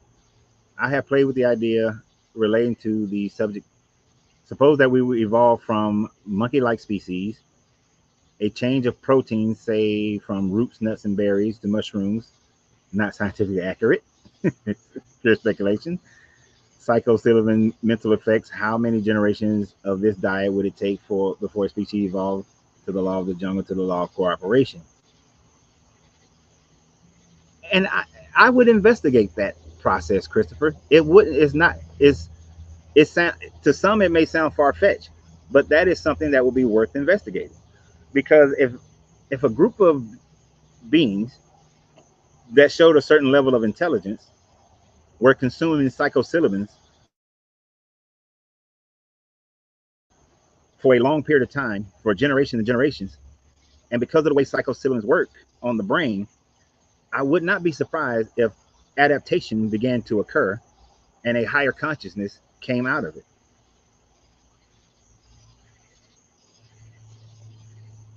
Oh,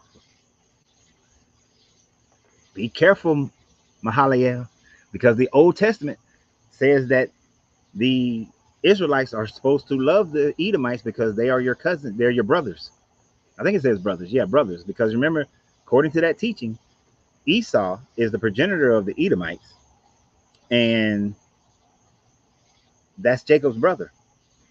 Now I know black Israelites focus on them being evil, but the other Israelites don't, because of the teaching says that you're supposed to treat them kindly. But here's the problem with the idea of the Edomites being the Romans. Europeans existed before Esau ever existed. So how then can Edomites be Europeans?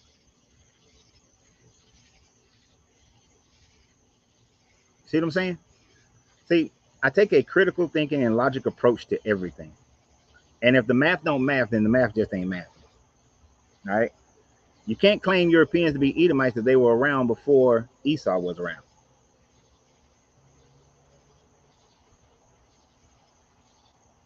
I appreciate you too, Mahalalel. See, this is what I'm talking about. This right here is what I'm talking about.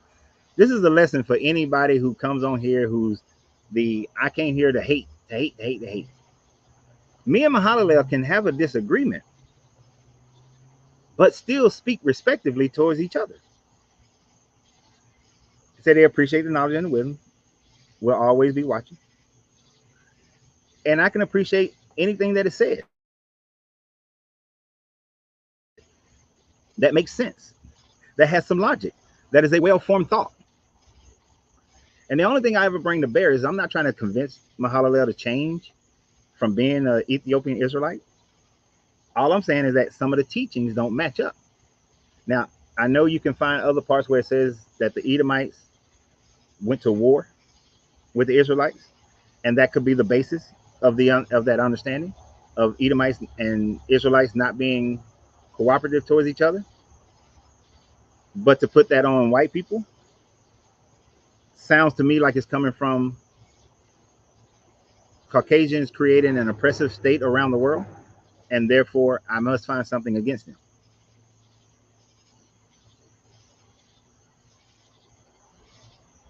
I didn't stop anybody from sending me videos, but I can tell you this right now: 99% of the people who sent 99% of the videos that people send me, I don't watch. What some people don't understand and I know I'm not blaming anybody for it, is the fact that I have about 200 DM messages that I have not read yet. I have hundreds of comments that I have not read yet. In a lot of those DMs, there are literally probably 50, 60 videos that people have sent me. And that's not even including the videos and comments people send on TikTok.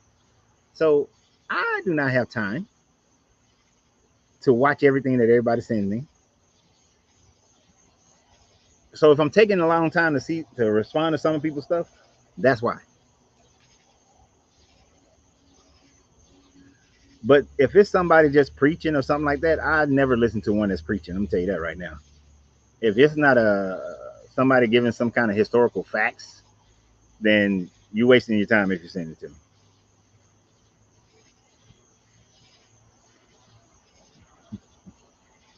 Mahalo said, I love everyone. I love everyone, but most of them I love them from real, real, real far away. Real, real far away. And I'm like Dr. Mordecai. I don't like everyone. I still love you, but I don't like you. I've even told my children that at times. I love you, but right now I don't like you because I don't like the character that you're displaying.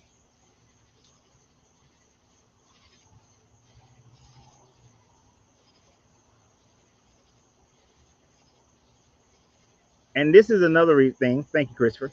I tagged you in a few. Haha. Always, whenever I see something that resonates with your general audience, because some things are just for that. It's for the general audience. Some things just play well for that.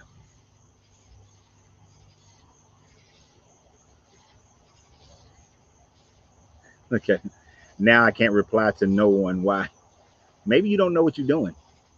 I can tell you right now, if this podcast that you're looking at is being streamed on YouTube and Facebook, so you can't see everything that everybody says. And just because I put something up on the screen, if you look at it, like I'm gonna put Breeze coming up here, it shows on the Breeze profile picture that she's coming from Facebook. So you will be able to reply to Bree. But if somebody is speaking like Dr. Mordecai, it says it has YouTube, so you won't be able to reply to them. But yes, Bree, there are tons of pagan beliefs that have been assimilated into the Christian belief and worship. Right? I'm not gonna read the whole thing, but yeah, a lot of their teachings. Now, the Easter teachings is a combination. Some of it that people think comes from Zoroaster doesn't necessarily come from Zoroaster. They literally looked around in their own environment and they saw how the hair up in England can be pregnant and still get pregnant again, which makes it seem like an immaculate conception. So they did take things from their own environment, but they're still taking natural things and incorporating it into their religion.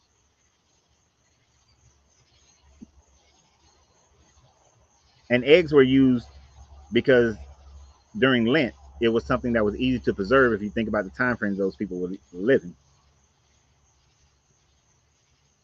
But there are certain other things like your Christmas trees and Yule logs and all that Santa Claus stuff that they did incorporate. And they did make it happen during the springtime because it was based on the equinox.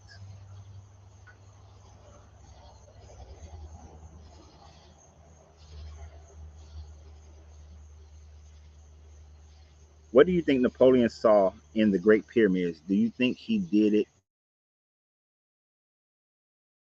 to go through the final alchemical rites?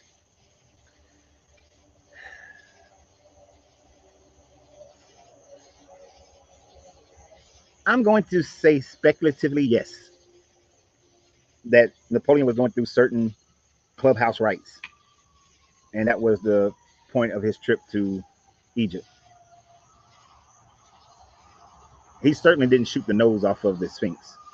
It was already off by that time.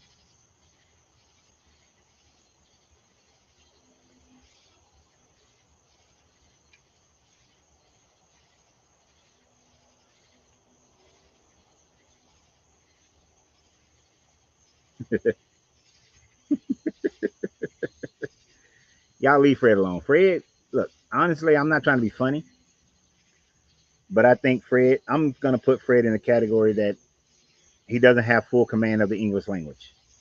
So there's something there.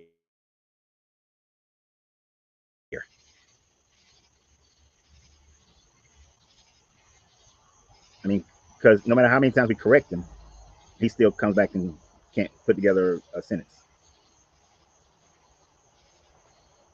Casey says, shouldn't the Israelites be darker or look a bit like the Egyptians since they supposedly spent centuries in Egypt mixing with, and also with mixing, did they leave Egypt, especially with the Canaanites?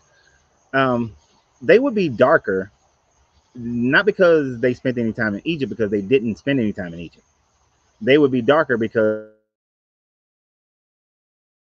Canaanite people were darker, simply that, and because they were Canaanites, and although they mixed in with Phoenicians and they were a vassal state of Egypt.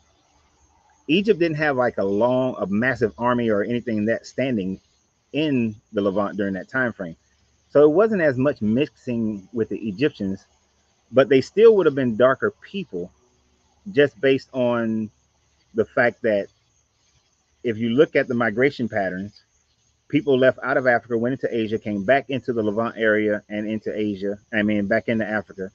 So they would have been darker people anyway, because the Egyptians came from the Sudanese.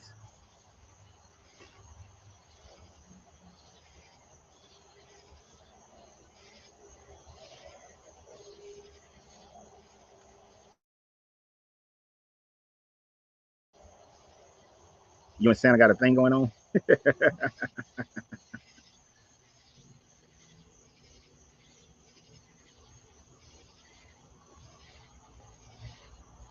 Sir, what books can I read about Yah creation, sir? Read your Bible. If you want to read about your God that you already believe in, then read your Bible. That question doesn't make sense. Now, if you want to read other things, try reading all the other creation stories with an open mind, with the mindset that, damn, everybody's writing these different creation stories, and they all come from times before the Genesis story was written, and some come after. But the fact that a lot of them has similarities to them, and then read the Kabbalion. Read the Kabbalion.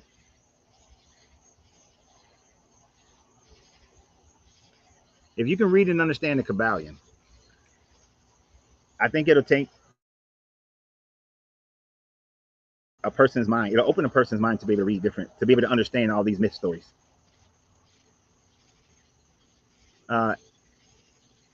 The ordinary atheist on TikTok said, "How the fuck could Moses be the author of the same text that predicted his death?" Shaking my head. Exactly. What we had read in 34, Moses dies, and then he's writing. How is he writing about the events that happened after he died? That would be an impossibility. Now, the answer to that question is something I said earlier. I'm sure you weren't here for that part.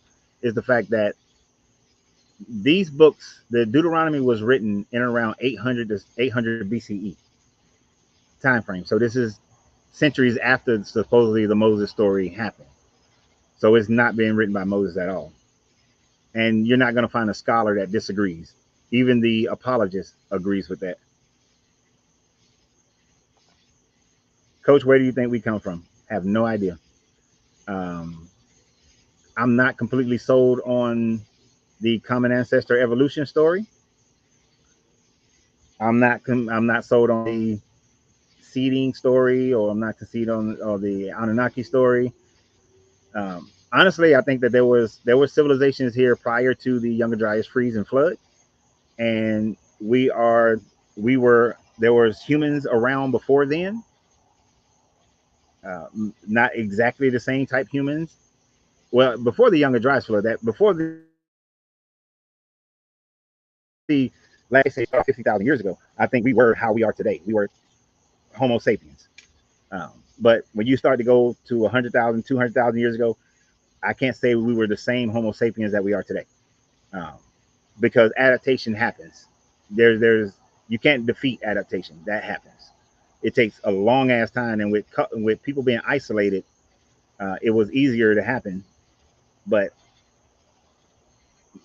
I think we've been around for a long time, but I don't think anybody ever knows how we got here.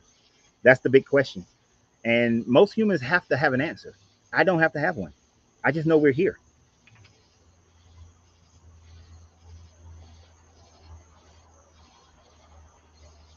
What's your synopsis on the Great Migration out of Africa? That's where I'm having a little trouble as far as creation in relation to any creation story. Most scientific evidence shows that humans, Homo sapiens, migrated out of Africa. There's human crawl civilization that was in South Africa 200,000 years ago.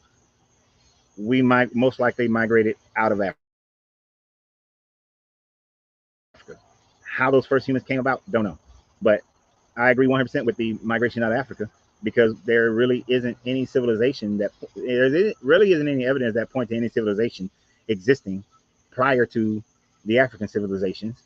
Now, that doesn't mean that we should take that and uplift ourselves and say, "Oh, we black, so we were the first ones," and da da da da. No, doesn't mean that at all.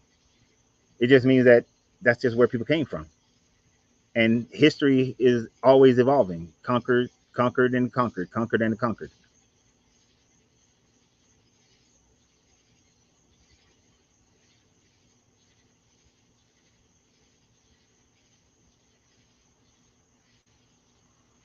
I I used to know where the name humans first came from.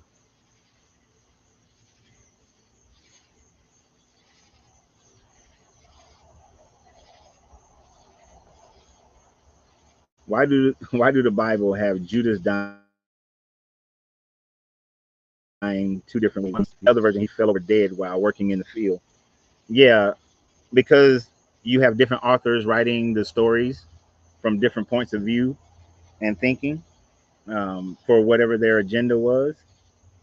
You got the one where he hung himself. Now the apologists are try to merge it together. He hung himself, and then when his body fell off the tree, it then hit a rock and split his guts open. They'll try to say that that was the cause. That's the complete story. But neither story identifies that to be true. But they're just competing stories, and that's just one of those things that shows that this thing is fallible as hell.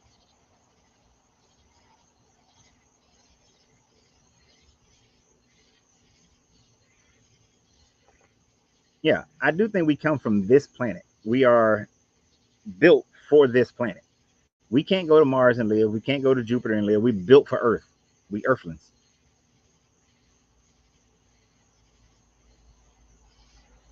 Yeah, we just here. Man wants to know how we got here. I don't. Honestly, I don't care how we got here. I just know we're here. How?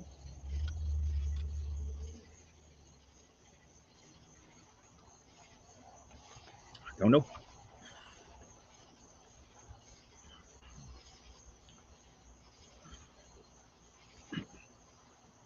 But scientifically, wasn't it considered Pangea at that time? If so, I don't know.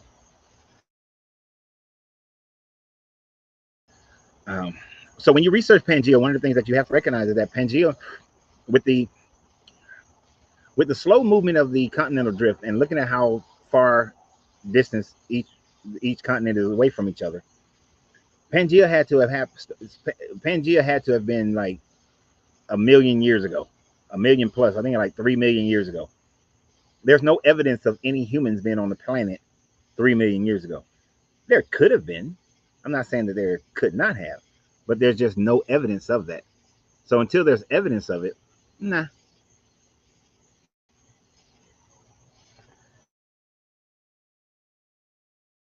Yeah, the author of Luke and Acts is supposed to be the same author, but they got two different opinions. I don't think the author of Luke and Acts are the same, because either it's two different authors, or the same author got older and forgot what he wrote. But it's got to be one of those two things.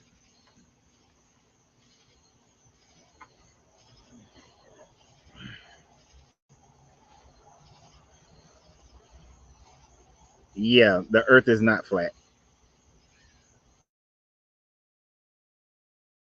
People believe, one, flat Earth has had its comings and going. When people were just believing in the Bible and believing in other ancient mythologies, most mythologies thought that the earth was flat because they were looking at what they can see.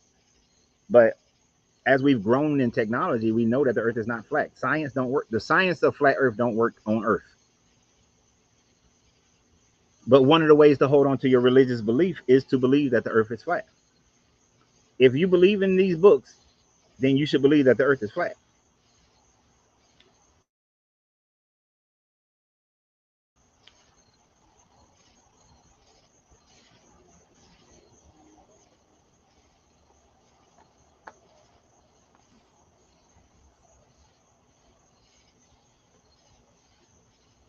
Echo said, working with genetics with dogs, I've learned about color and how the work it appears to me that humans were a mid shade and say Arabs, and then by mutation and of inbreeding and the choices of breeding. And that's what I'm talking about with adaptation, if I'm understanding you correctly. We're talking about thousands and thousands of years of people living in small groups. And then when they were conquered by another group or uh, trading with another group, you're going to have that inbreeding. And sometimes it was forced. Like Alexander showed that when he conquered a land, he forced intermarriage and created a lighter skinned version of the people that still exists today. When you look at India, they have that lighter caste because of the invasion of the Greeks. Same thing in Egypt, you know, same thing in the Levant. But even before that, people were mixing.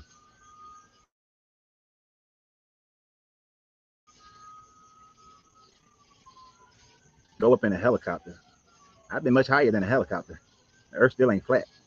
I've been out on the middle of the ocean too, on a boat, and watched ships sink below the horizon. Earth ain't flat. I've communicated with people who were in Australia and in the South Pacific, Southwest Asia, while I was on. So I've communicated with people who are on the Southern Hemisphere while I was on the Northern Hemisphere. And of course, I asked certain questions. What stars do you see? You know, those sorts of things. What season are you having right now?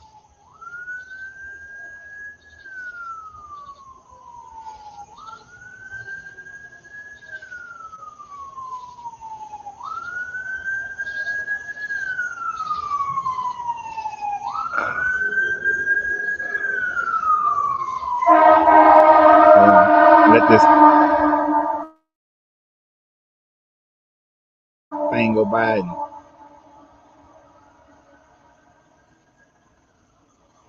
TikTok putting you on punishment.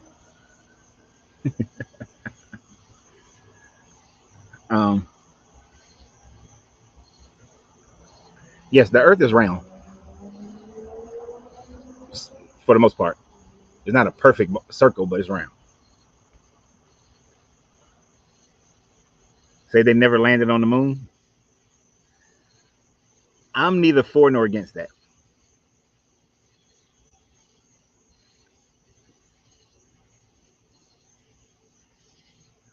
Right. See, when you're on like going up on a plane or going up on a helicopter or any elevation, you have to take into concept you have to take into consideration the size of the Earth. You're not going to go high enough to see curvature. You got to be like first, second level space.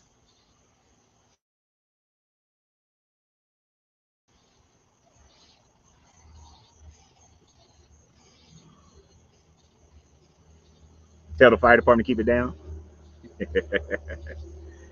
That road behind me is a busy road.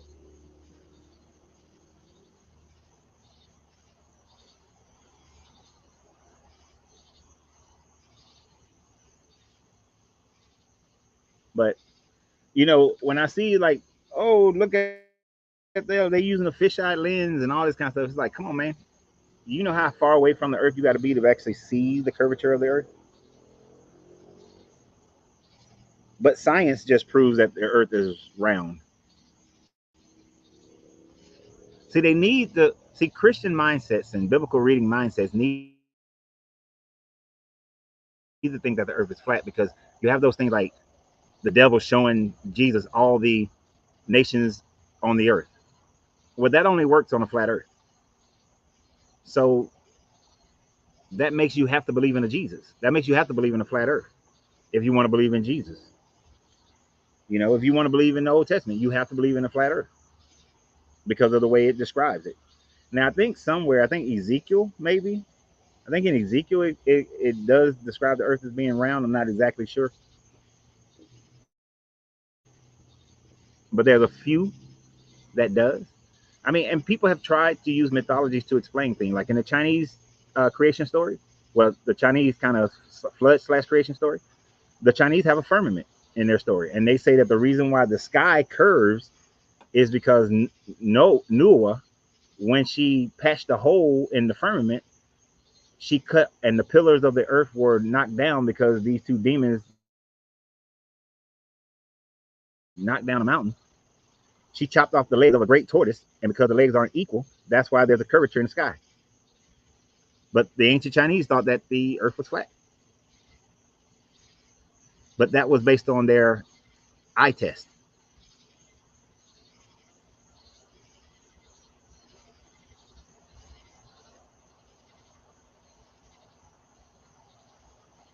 Right. He said, I'm a satellite installer. I refuse to acknowledge the flat earth debate. It's only ignorance. Yeah, 99%. Most of the time, I don't even get into flat earth, which I'm going to stop talking about it right now, because we got too much other evidence to demonstrate that earth is not flat.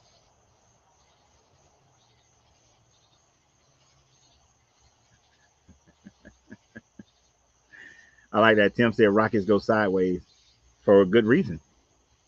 For good reason, they go sideways. Depending on what the purpose of that launching of that rocket, it's not going to go straight up. If you're launching from Cape Canaveral or from Houston, then the shortest distance is going towards the North Pole. It is not going straight up. You're enjoying the insects and frogs in the background, some ambience, the ambience. Yeah, yeah. Well, I finally sprayed the. I got the right spray, and these gnats have stopped. Them things were crazy.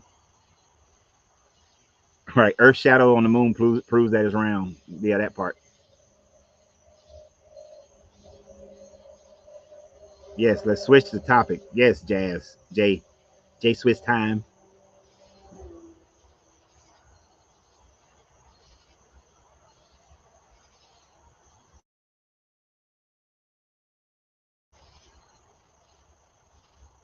Let's switch this topic. Give me a different topic. I am not talking about this flat earth.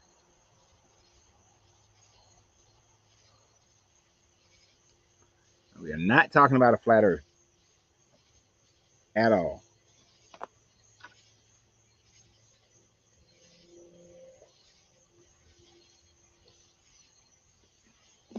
I was supposed to finish my water before 9, but it's 10. No stars in space. Stop, Tim.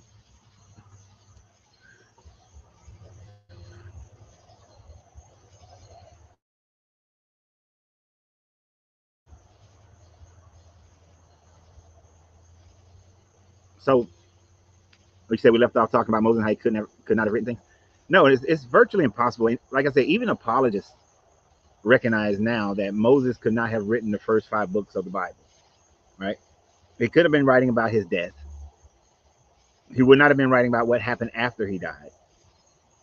And the writing styles are different in the beginning of Deuteronomy, and then they change, which demonstrates that these are different writers at a different time. As much as I've grown, if the book that I'm currently writing, if you compared it to the first book I wrote back in 2002, although there will be some linguistic differences, you would still be able to tell that it's me writing it.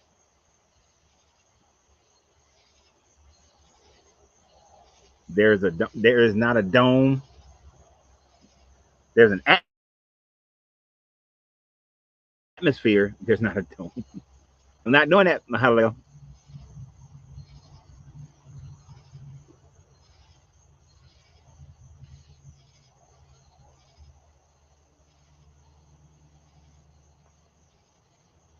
This is interesting.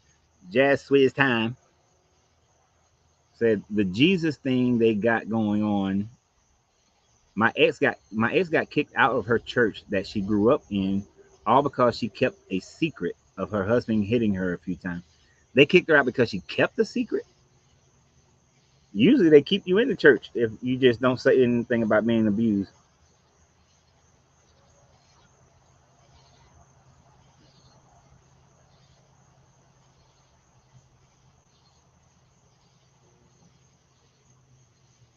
Oh, the Jabel Azlaws. How it? Okay, I don't understand. I don't know that the Jabel Azlaws. I don't know what that is exactly, but usually they keep people that they when you tell on them that they beating you, that they doing something wrong, and you ain't got no witnesses. That's usually when they kick you out. But I guess they want that one's interesting.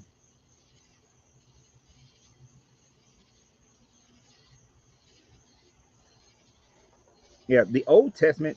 Sahir said the Old Testament, the whole Old Testament is refurbished copies from cuneiform tablets, Atrahasis, Epic of Gilgamesh, and the Enuma Elish. That's the oldest testament. And especially in Genesis,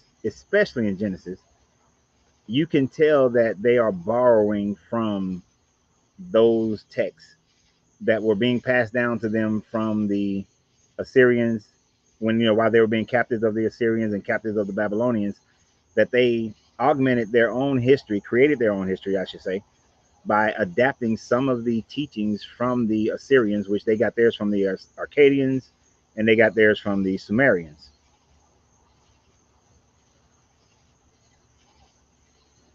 So this is why when you read Epic of Gilgamesh, after he says Enuma Elish, you will find very similar stories to what you see in Genesis, especially.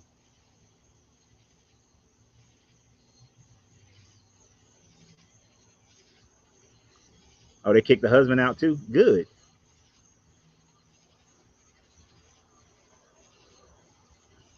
So the Bible is true, Dr. Moriarty? No, the Bible is not true. The Bible is borrowing from someone else's history. So imagine, if you will, it's around 1100 BCE, and the Israelites, well, not Israelites, it's around 1100 BCE, and you get wind and you recognize that the Egyptians are pulling out of the Levant because they've been defeated by the Phoenicians. And at the same time, you have the Bronze Age collapse. So they're going through this huge time frame where society is breaking down. So you have these hillside Canaanite people who were worshiping the Canaanite god El, and from El and his wife Asherah, you had Yahweh and Baal as their sons.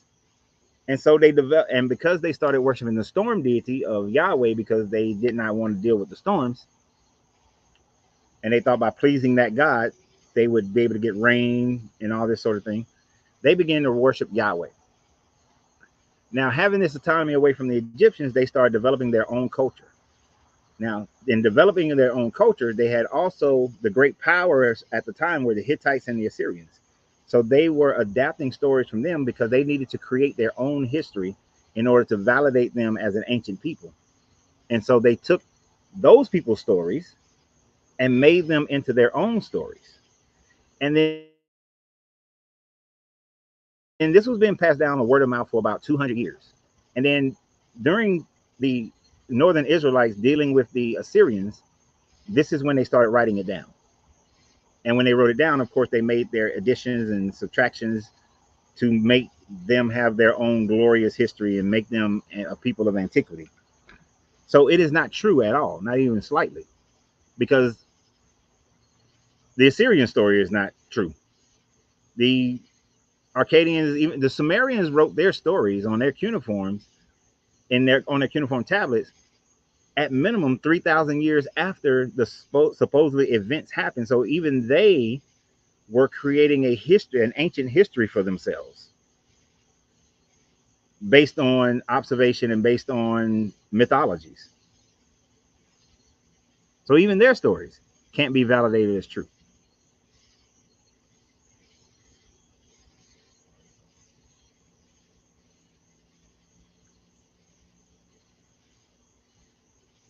Right. I was trying to get this one. I left Christianity at age 15. I am a master mason, and I left that teaching for the same reason. Interesting. What you left being the Masons for? What teachings? Because they should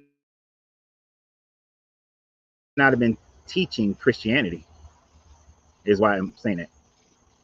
You say the same attributes of Yahweh is actually the same as Enlil, aka Satan, the Lord of Eden. Exactly. Many people, when I did video talking about what the Satan was, one of the things I didn't go into in the last one that I did about that is the fact that Enlil was the Satan over Earth, the administrator over Earth. And in the Sumerian language, Satan just means administrator, but Sumerian is not Semitic, but the Akkadian language is Semitic. And in the Akkadian language, Satan was translated over to mean adversary, but in its truest form, it is not adversary.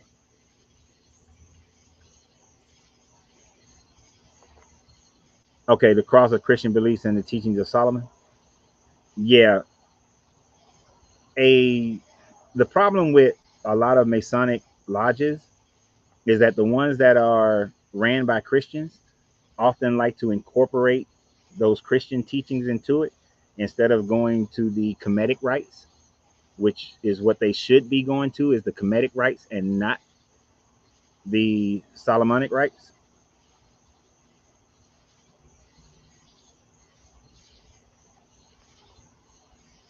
Come on, Mahalalel. Ron Wyatt has been debunked so many times. There's no peer review on any of his claims. Let me put it like this. Think about this for a second, Mahalalel. Ron Wyatt claimed that he found the blood of Jesus when he was excavating at the the church that's on top of Calvary. There is no paperwork done for excavation by Ron White in that space. Ron and in order to do an excavation in Israel, and this was valid at the time of Ron Wyatt, a bachelor's degree in archaeology. Ron Wyatt had a nursing degree. So there's no way he would have ever gotten permission to do any excavations in Israel.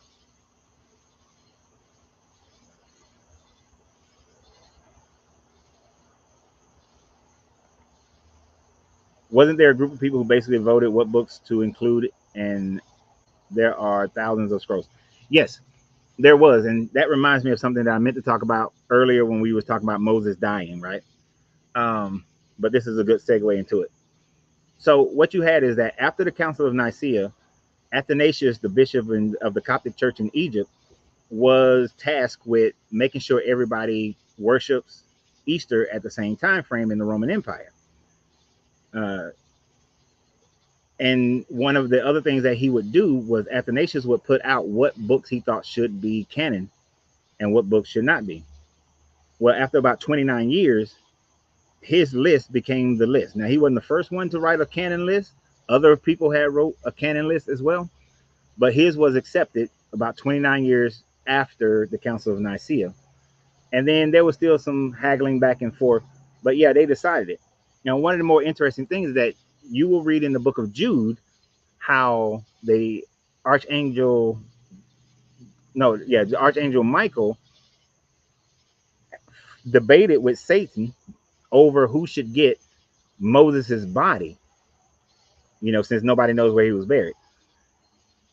And Michael argued with him to the point where Michael got his body. Now, that's Jude quotes that, but that story cannot be found anywhere in the Bible because there's a book, a lost book called the Admonitions of Moses that they believe he's quoting from, but no one has ever seen that book, has no copies of it. It's just something that's been quoted from. So the thing is, if the Admonitions of Moses must have been a popular enough book that it was incorporated into and quoted from Jude, quoted and put in the book of Jude, then why isn't that a part of the canonization? In the same way that every time they talk about a war in heaven and fallen angels and all this sort of thing, these come from the 5 books of Enoch.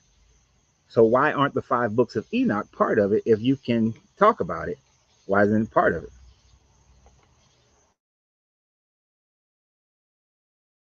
So yeah, they decide what they're going to put in. They decide it, and they close the canon, which is crazy because the Bible constantly changes its doctrine based on culture. You would think there should be a New Testament, and I did a video about that yesterday. There should be, so y'all need to go back and watch all my videos. There should be a New Testament.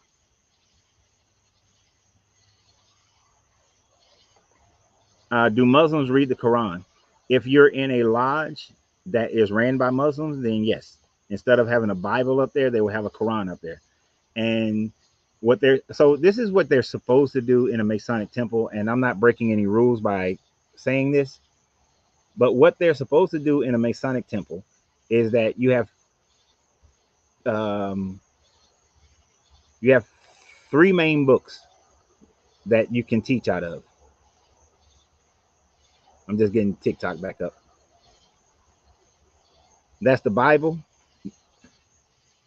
the Quran, and the Torah. Now, if you're in India, they're going to use the Upanishads, but in all of them, there are Hermetic teachings that are used for Masonic teachings, and they're only supposed to use those parts that are for Masonic teachings. That's it. They're not supposed to be teaching any other aspects of these religions.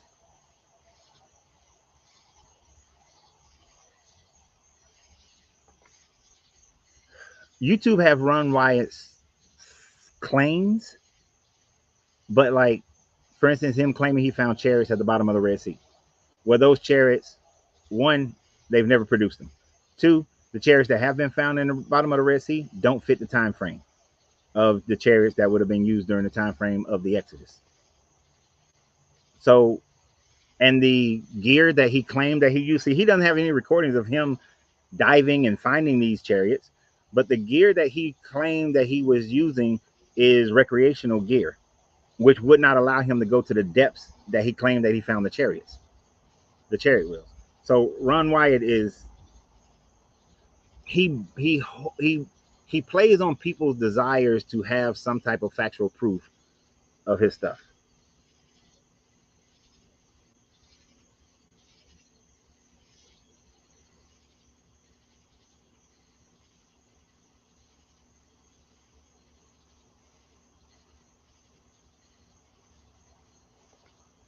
Uh, um, it is actual law in the Catholic region. Are you saying religion or region? But religion, that not worshiping on the false Sabbath day, Sunday, could be punished by being put in jail. Yeah, during the Middle Ages and up until like the 1800s, you could be. You very well could be. And I always found it interesting. Like, Seventh Day Adventists got that part right. The Sabbath, according to their teachings, is Friday sundown to Saturday sundown. It is not Sunday. Sunday was forced on Christians by Constantine because he wanted all of Rome to worship on the same day. Because Constantine recognized that the worshippers of Apollo and Mithra, they all worship, and the imperial religion all worship on Sunday. So he just wanted the uniformity of it.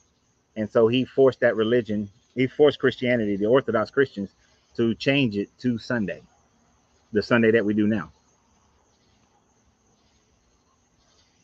So yeah, but here's the real question. How do they know which day was the day of the week?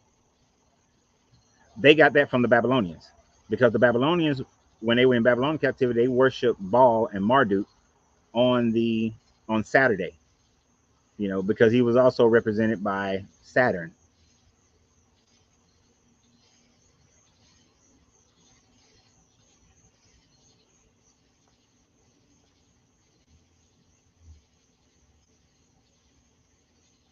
Oh, shoot. Oh, I just messed up with y'all comments.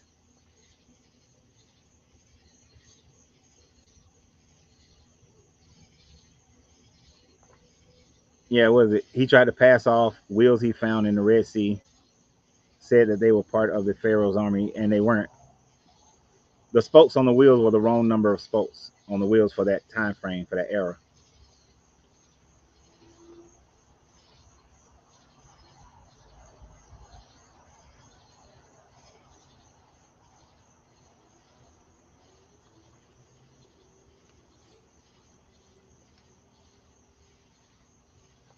Can you know yourself? Can you know yourself as a higher power? I know I'm a higher power to a certain degree. What do you think of about the AI that we all gonna get? Terminator. We're gonna become lazy, and AI is gonna start taking over.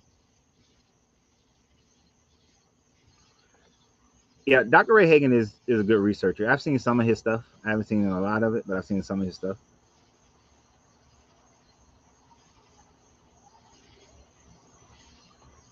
Right. The peer review of everything that Ron Wyatt claimed has been peer reviewed to be false.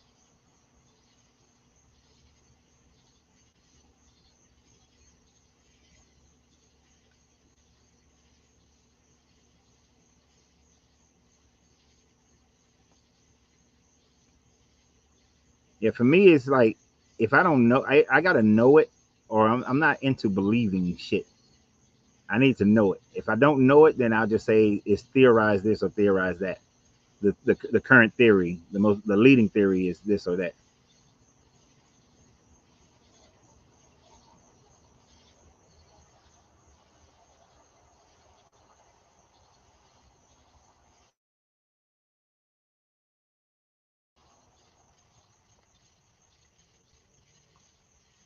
Right. I can't remember exactly, but yeah, it's something like four wheel spokes would not be in that era. I mean, four wheel spokes would have been of that era, not five and six wheel.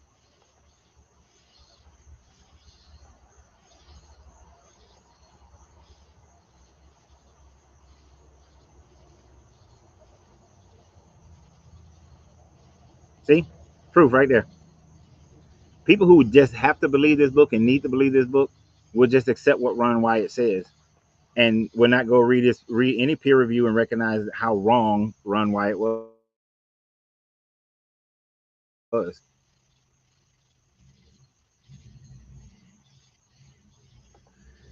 Now, I just put out a correction to that video about the teacher. She actually wasn't a teacher, so she didn't actually get fired. She so that was a so I got it. I got the information from a source that's usually reputable and don't make mistakes. But a couple of people said no, that came from a satire site. So I went and I found the satire site, and that was actually a satire from that satire site that she got fired. She actually didn't get fired. I still stand with the fact that I do know of teachers who got fired because they were on vacation in a bathing suit. They were, and they a picture got posted on social media, or they were at a bar, and a picture of them at the bar got posted on social media, and so the teachers got fired. So I am, even though she wasn't an actual teacher who got fired, I know that it happens, and so I'm still on the side of that. That is messed up that teachers can't have a life, that they're held to that kind of standard. And I know that people know that when they sign a contract, but that doesn't make it right. Look at this. Look at this, y'all. Look at this, y'all. Look at this. Look at this. You can't prove it, sir. Prove it, sir. He was wrong. If you've been listening, then I gave you the proof. Ron Wyatt didn't have the scuba gear to be able to go to those depths that he claimed he went to. He did not have the qualifications to do a dig in Israel. He never did a dig inside of the chapel on top of Calvary. Calvary. Ron Wyatt is a liar, and the spokes that he claimed the what he claimed to be the wheels do not fit the era that the Exodus supposedly happened. Proof. Now go research it.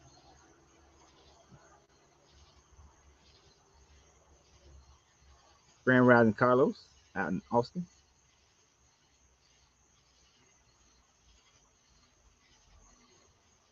I know. I hate that in the music industry is one of them where AI is writing songs and these jokers are being lazy and not even writing their own song.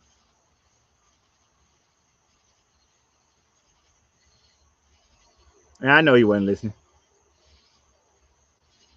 Oh yeah, and this is the part that kills me. Now, 100. I thought the narrowest part of the Red Sea was 31 miles, but whether it's 31 miles or 195 miles, there's absolutely no way in hell that almost 2 million people in one night can cross 35 or 195 miles. It's not going to happen, especially over a seabed. No.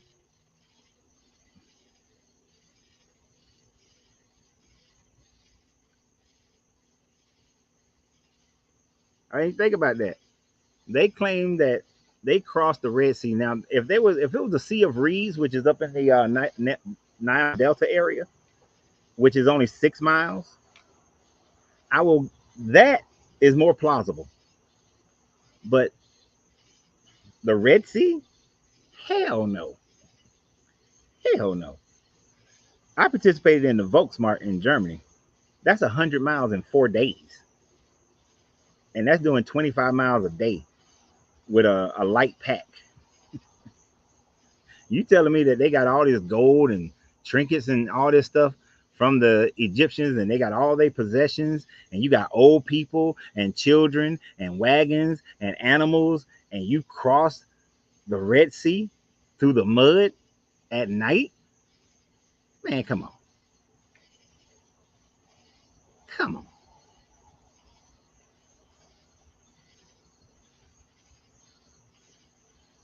Right. And with that much distance, like Casey is saying, that much distance, Pharaoh's army would have caught their ass. No, Casey. The pillar of fire didn't stop burning until they was definitely had enough distance because God calculated how much more time they needed. You seen the Prince of Egypt movie? You know how it worked.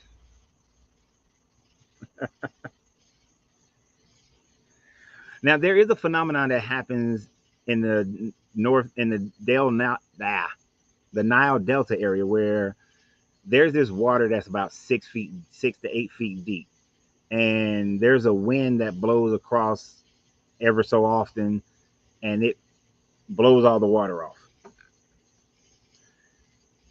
That's about as close as you're gonna get. But even traveling across that with 2 million people is a little much,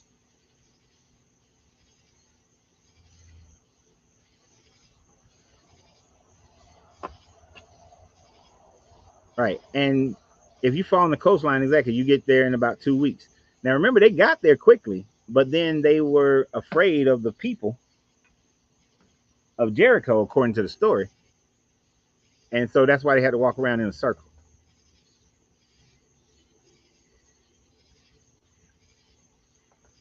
Yeah, I agree. The Holy Spirit is just mass hysteria. It's just highly emotionalized people. That's all it is. People high on their own emotions and nothing more than that. If you start telling a child about this Holy Spirit or you hearing about this Holy Spirit from birth, you get up in age and you have an emotional experience and you think it's the Holy Spirit.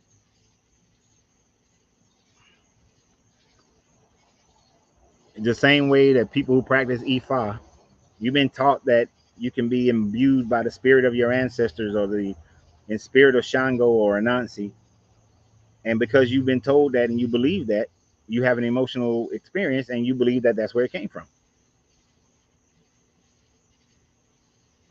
Mordecai, I'm not messing with you.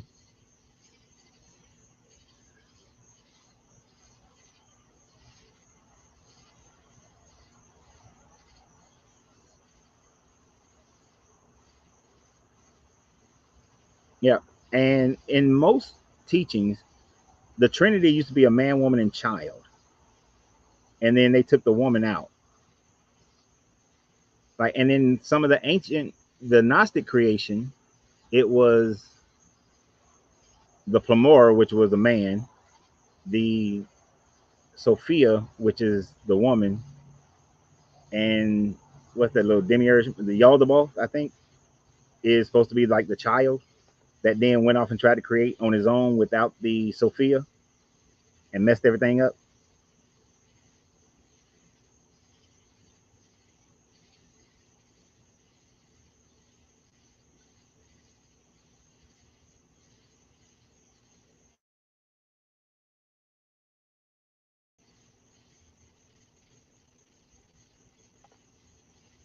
From a military point of view, if you have a pillar of fire as your front line, would you be afraid to go straight at any army the ops could feel? Would you be afraid to go straight at any? Which side am I on? Am I the Israelites or am I the Egyptians? If I'm the Israelites, I'm kicking the Egyptians' ass.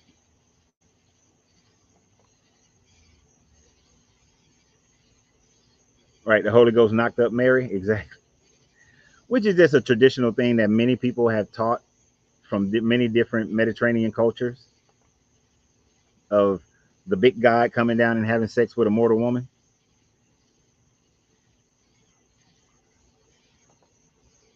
Hell no. I was in the Marine Corps, and I can tell you, the Army, you can get the Army, Navy, and the Marine Corps and the Air Force all together, and you ain't moving that many people in that amount of time with all of our technology. That's not happening.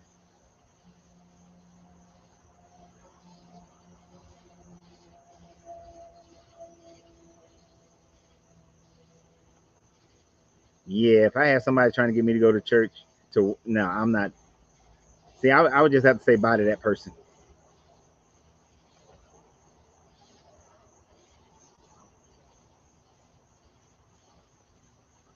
Now, if I'm the side with the fire, yeah, I'm about to whoop y'all ass. I'm about to shoot all kind of stuff at y'all.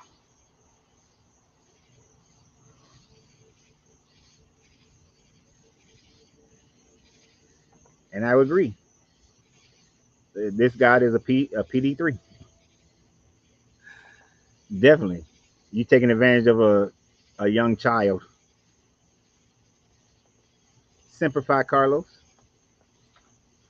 Goddamn bugs. Should have sprayed the top of my head.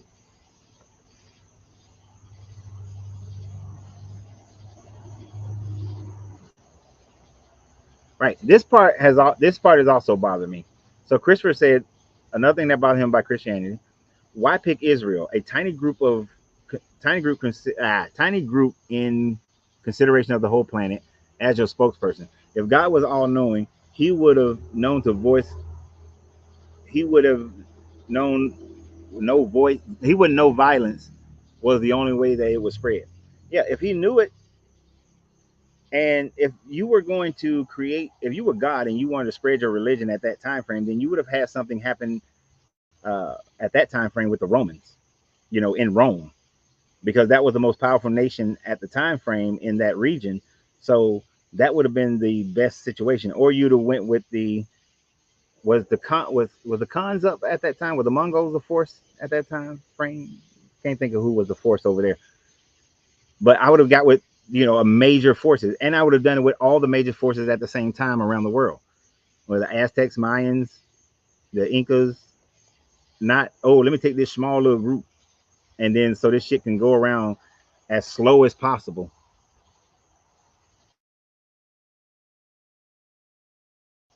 Oh shoot, I missed it. What in the three levels of hell? I swear to Bob, TikTok just be getting on my nerves.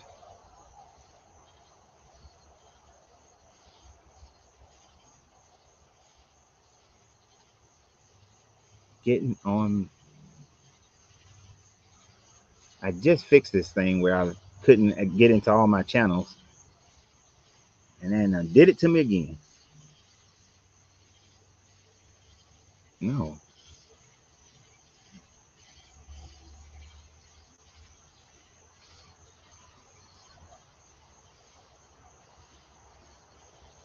I'm about so sick of this damn TikTok.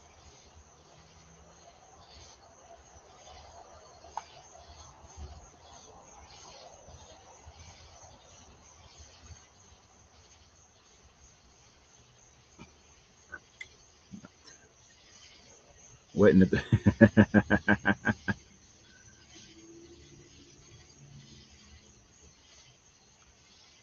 right? They say technically he didn't have sex with her because he which is some bullshit. You had sex with the little girl. But see, those are some of the changes that they try to use to create their God. Is that their God? They wanted a God that didn't have sex, that wasn't built the same way um, as all the other gods that these stories talk about. They want their God to be built differently. And they pretty much took the Amun type, where this God has always been. And because this God has always been, it's everlasting and eternal.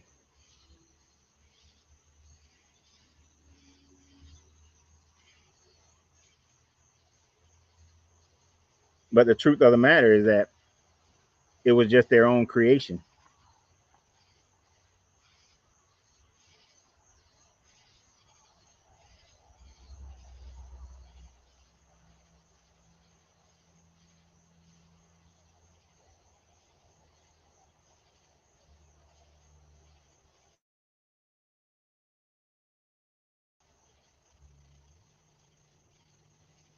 Right? And then he was an absentee father.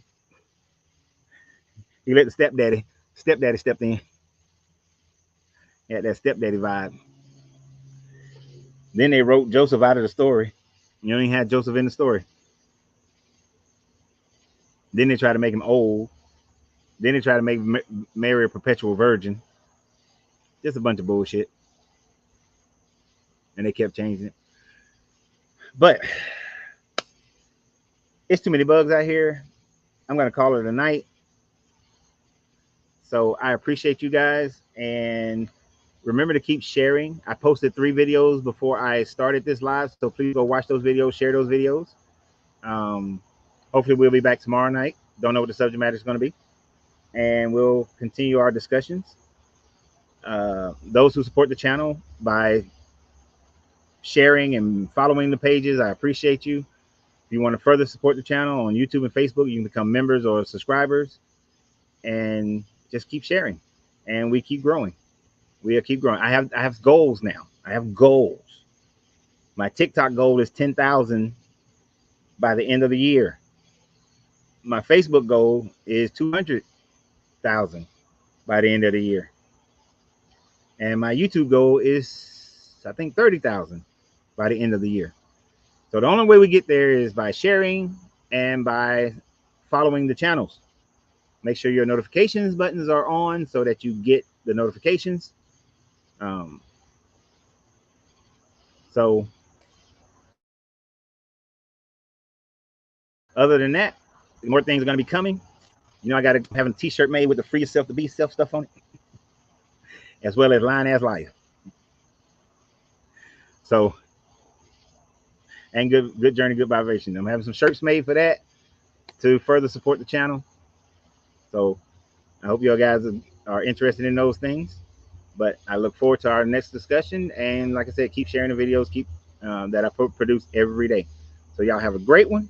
Always remember that you have to free yourself to be yourself because your greatness is non-negotiable. Good journey, good vibrations. And we're out.